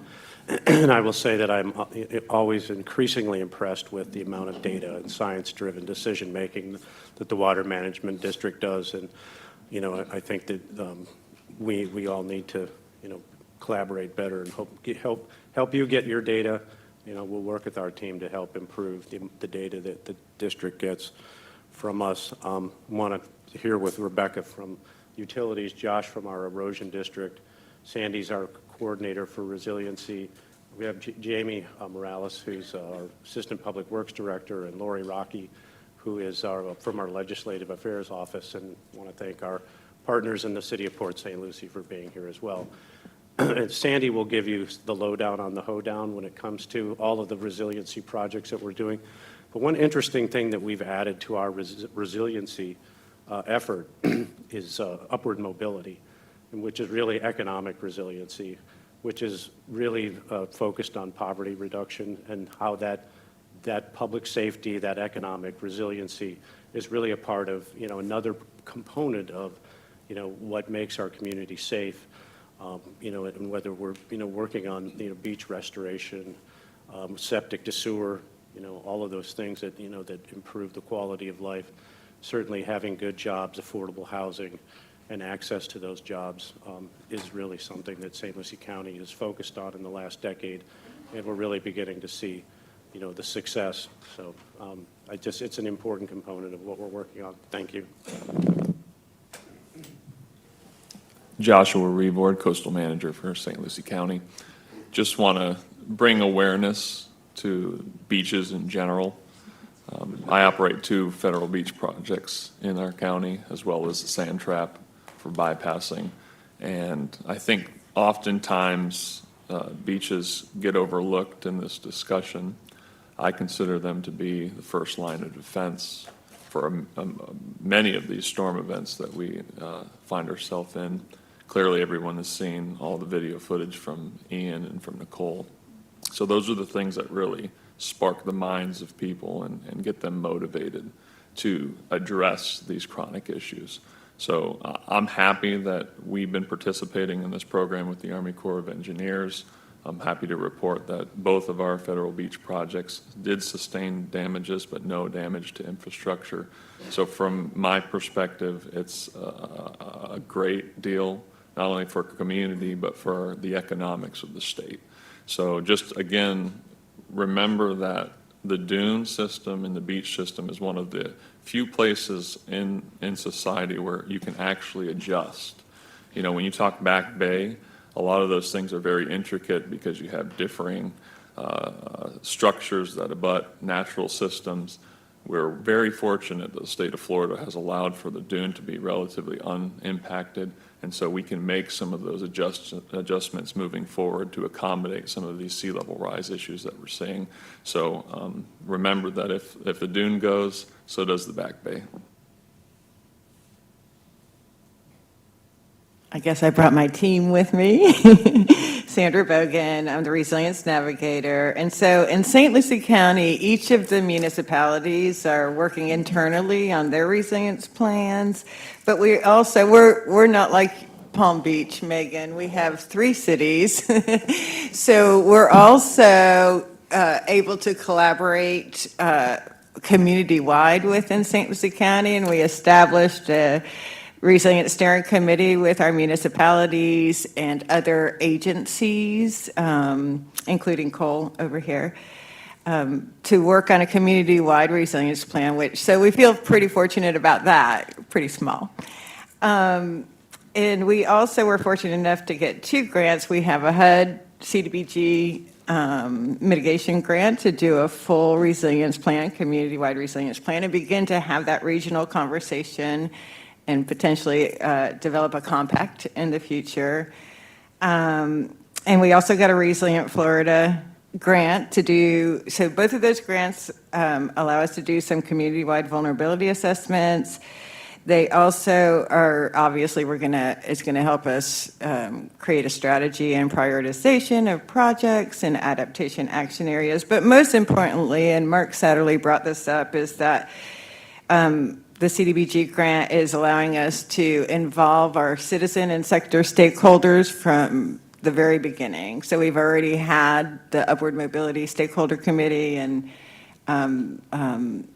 those sort of low to moderate income and social network organizations provide input into really, we're at the very beginning of the resilience plan, so to provide input into just the framework. Yeah, and so I'm going to pass it on. Thanks. I'm glad everybody's here.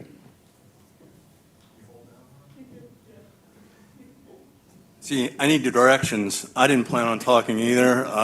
But I see other special districts are here. I'm from Northern Palm Beach County Improvement District. My name is Ken Roundtree. I've been around for quite a while. I started Acme Improvement District in 1987, so I take it personally about you're replacing some of those old pumps and diesel pumps and going to technology, so thank you very much. We're 128 square miles. Again, we're a special taxing district, and I'm going to dummy it down a little bit because it's so overwhelming to hear all these global things going on, not global, but regional, that's very exciting, and things are coming to fruition. And the tools available to us now and the data that's available to us now, we're definitely going to be tapping into that. We continue as a district, continue to work with the local mitigation strategy for Palm Beach County and the CRS programs with our partnering cities and Palm Beach County. Jupiter, West Palm, River Beach, Palm Beach Gardens. I don't think I left anybody off. And I'll really dummy it down to you. We're working constantly on educating the public on, water flows downhill. It's amazing to me. I was still, prior to Ian, and thank goodness it didn't affect us nearly as much as other people, obviously. But the day before Ian, I'm going around telling people, don't trim your trees and pile your stuff up on the storm drains. It's amazing to me the people that move down to Florida and really don't have a clue what they're doing as far as water goes. But we're continuously doing HOA meetings, meeting with the public and trying to educate them. We're updating our pump stations to our infrastructure with newer pumps because as we're all realizing, as we get older, our pumps are getting older too. And we have 30-year-old pumps. They're working fine, but they're starting to show a little bit of problems. So we're going through grants with LMS grants, hazard mitigation grants, and all different types of grants out there. And last, thank you very much for having this meeting. It's really neat to hear other people's stories because most of us experience those things too, so we can pass it on to our people that we work with. But again, thanks for inviting us, and I look forward to being part of it, listening to all the different issues. Thanks.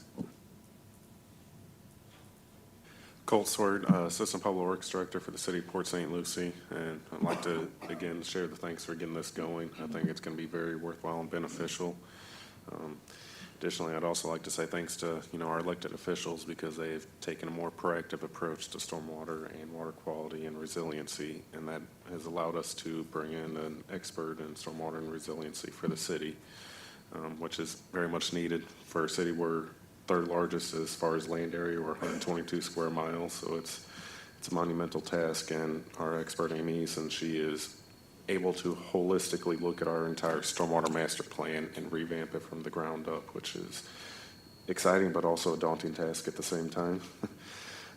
As Sandra mentioned, we are participating in the St. Lucie County's Resiliency Program and trying to get that kickstarted off the ground. And previously we did participate in a vulnerability assessment, but that was done prior to the FDEP rules. So we are hoping for another Christmas present with the Florida Resilient Grant. That way we can, identify vulnerabilities and help determine resiliency projects. With that, appreciate the opportunity. Thank you. Hello, I'm Erin McDevitt, Florida Fish and Wildlife Conservation Commission. Our agency is engaged in a lot of the initiatives that were discussed today. We're a cooperating agency on the CNSF plan and working with the Beck Bay and the SERP, of course. But personally, I work in estuarine habitat restoration, and so I think across the board, as someone that's been flying a living shorelines flag for a lot of years, across the board, you're kind of seeing public acceptance, or not acceptance, but acknowledgement and desire for more nature-based solutions. And so I think that's where we really fit in this puzzle, and we encourage that, and we're glad to see a lot of, I think, desire to move in that direction. Thanks. Good morning, John Mayle, Martin County. I'm probably a bit of a seat warmer for Martin County in this capacity. Unfortunately, our coastal engineer who shepherds resilience for us and who really has done quite a bit for Martin County in that regard, retired yesterday. And also our coastal resilience coordinator that we hired recently to take that over. I promoted her, and so she's no longer doing that. That left me kind of holding the stick for this. But I can speak briefly to what Martin County has done and is doing. 2018, we started our Phase 1 resiliency vulnerability assessment, and now have several scenario models for 2040, 2070, 2100 inundation, and have identified some limited critical infrastructure vulnerabilities and are kind of like in parallel walking our planning and reaction processes. And so we've got a few projects underway, but more than anything, I think we realized how fortunate we were being a coastal community in the tropics, just really between St. Lucie County and Palm Beach County, and having fairly limited immediate vulnerability issues, probably largely in part because we've enjoyed a fairly conservation-friendly comp plan and robust land development regulations. And we also have a fairly small population for where we're at. I've started coining the phrase that we're the Central Park of the Lower East Coast. And it turns out that ecosystem-friendly comp plans help you prepare for resiliency. And so we're working those two things together. We've got those few projects in design, and we're gathering funding for those.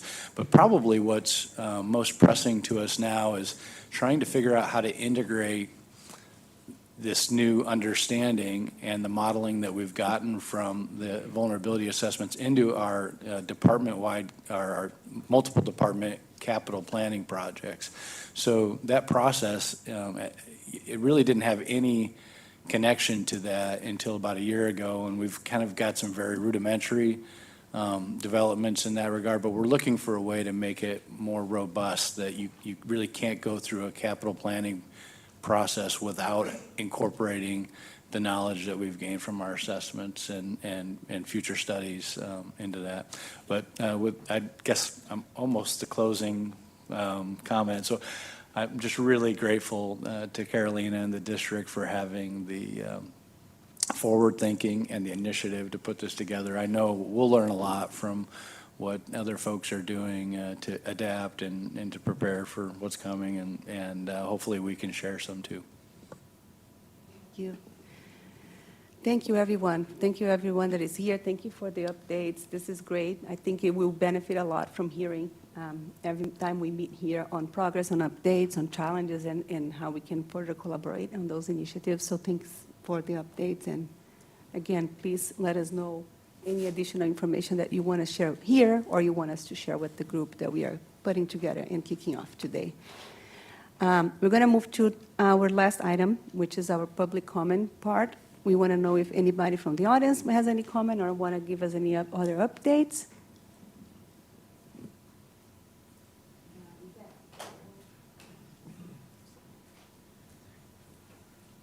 Yes. Good morning. My name is Rich Reed. I'm the Deputy County Administrator for Okeechobee County. I wasn't sitting here at the table, so I missed my turn, so I figured I'd come right up. I just wanted to say thank you for the opportunity. We're excited to be part of this process. We, as many of the cities or counties are doing, applying for funding for resiliency dollars, vulnerability studies. We're also doing our update to our stormwater master plan. And so we're going to continue to reach out to you all for help and look forward to continue working with you all. Thank you. Thank you. Anybody else?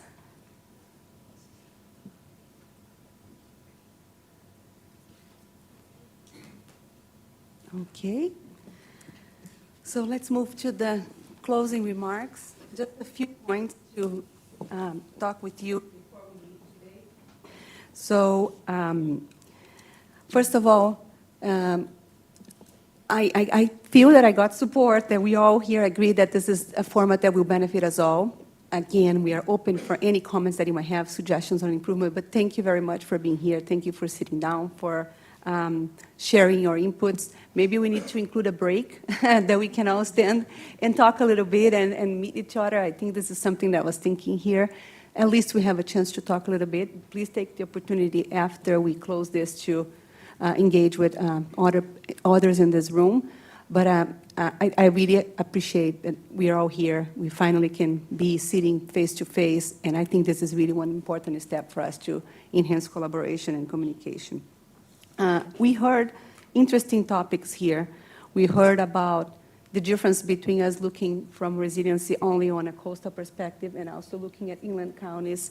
There was definitely a point that we want to be able to make here, and I think Susan was very efficient and very, that's really a message that we have been hearing more and more in terms of how can we characterize the full range of vulnerabilities that we have here. So it was great to be able to be exposed to this, the coastal versus the inland. The inland is a piece that is not as easily translated. We can begin by looking at future rainfall and understanding that we have changing factors, which is a little bit of the work we did here. But translating that increase in rainfall intensity to what does that mean in terms of flooding, it's not a simple task. When you talk about coastal flooding, you do have some tools available that are more easily applied, that you can define your vulnerabilities by using those more, I would say, basic tools, GIS, spatial analysis tools. But translating the rainfall increase into what really is your flooded areas, it requires a little bit more complex tools. And we are navigating through that when we have our level of service program. We are also navigating through the fact that we need to combine coastal and rainfall in some of the areas, and what does that mean in terms of probabilities, and how does it impact your assessment of vulnerabilities. So those are things we are learning, that we are evolving, that we are collaborating with partners like the Army Corps in this study now. So we hope those tools can be used and apply throughout our 16 counties. This is really one of the goals that we have here, share what we are learning, but also learn from the counties. We need data, we need tools, we need assessments, we need validation. So really getting this opportunity here to engage further is a plus on the way we want to approach our studies here. I think we were very fortunate too that we were able to see like the different levels here. We do have local levels, we do have regional, we have some agencies doing this coordination regional. We also have state agencies and even federal agencies that are really working on a higher level. And again, looking for the paths to understand what is happening in the different layers and collaboration. So I'm glad we got all the levels here represented, and I think really the coordination that we need to do is across all those levels.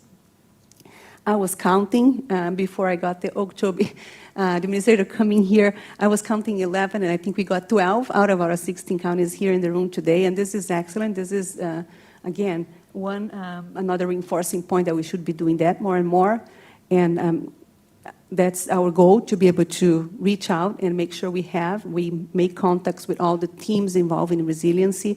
We are seeing more and more teams fully dedicated to the resiliency topics, which is what we need. We have been seeing how complex this can be and the importance of having people that can navigate through those questions of resiliency, and especially water topics. I know we are biased here because we are focusing on flooding and water, but to be very honest, this is one of the central pieces of when we deal with resilience. We heard from a few of you talking about, yes, we have affordable housing, we have additional topics that are very intrinsic to resiliency. We have our goals of reducing emissions and capturing and storage.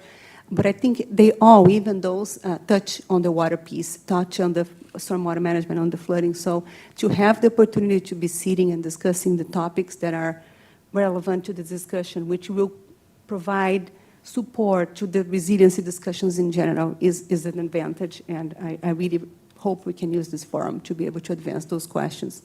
We have water control districts here, local drainage districts, which are also a key piece when we are talking about what we can do, what we can manage.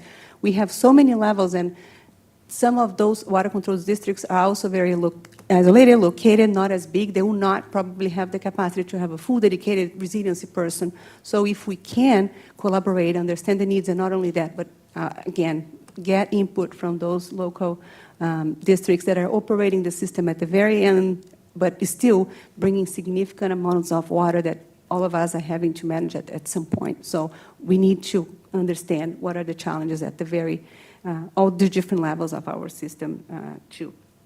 I know we're going to touch again on collaboration opportunity, but I heard Drew talking about this some days ago in one of his talking points, and I really like, and I think that's the way we want to close this.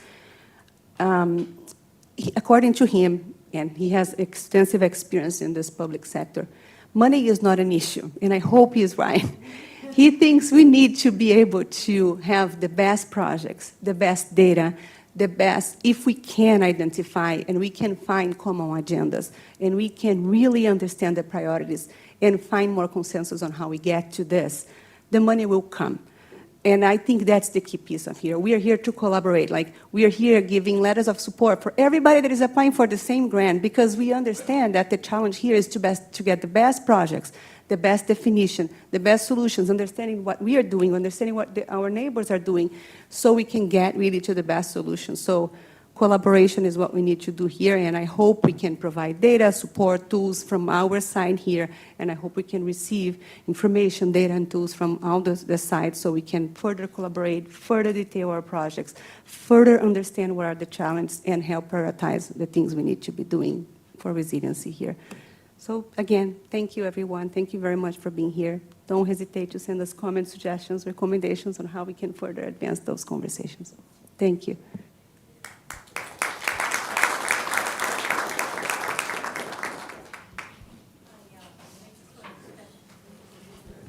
Hi.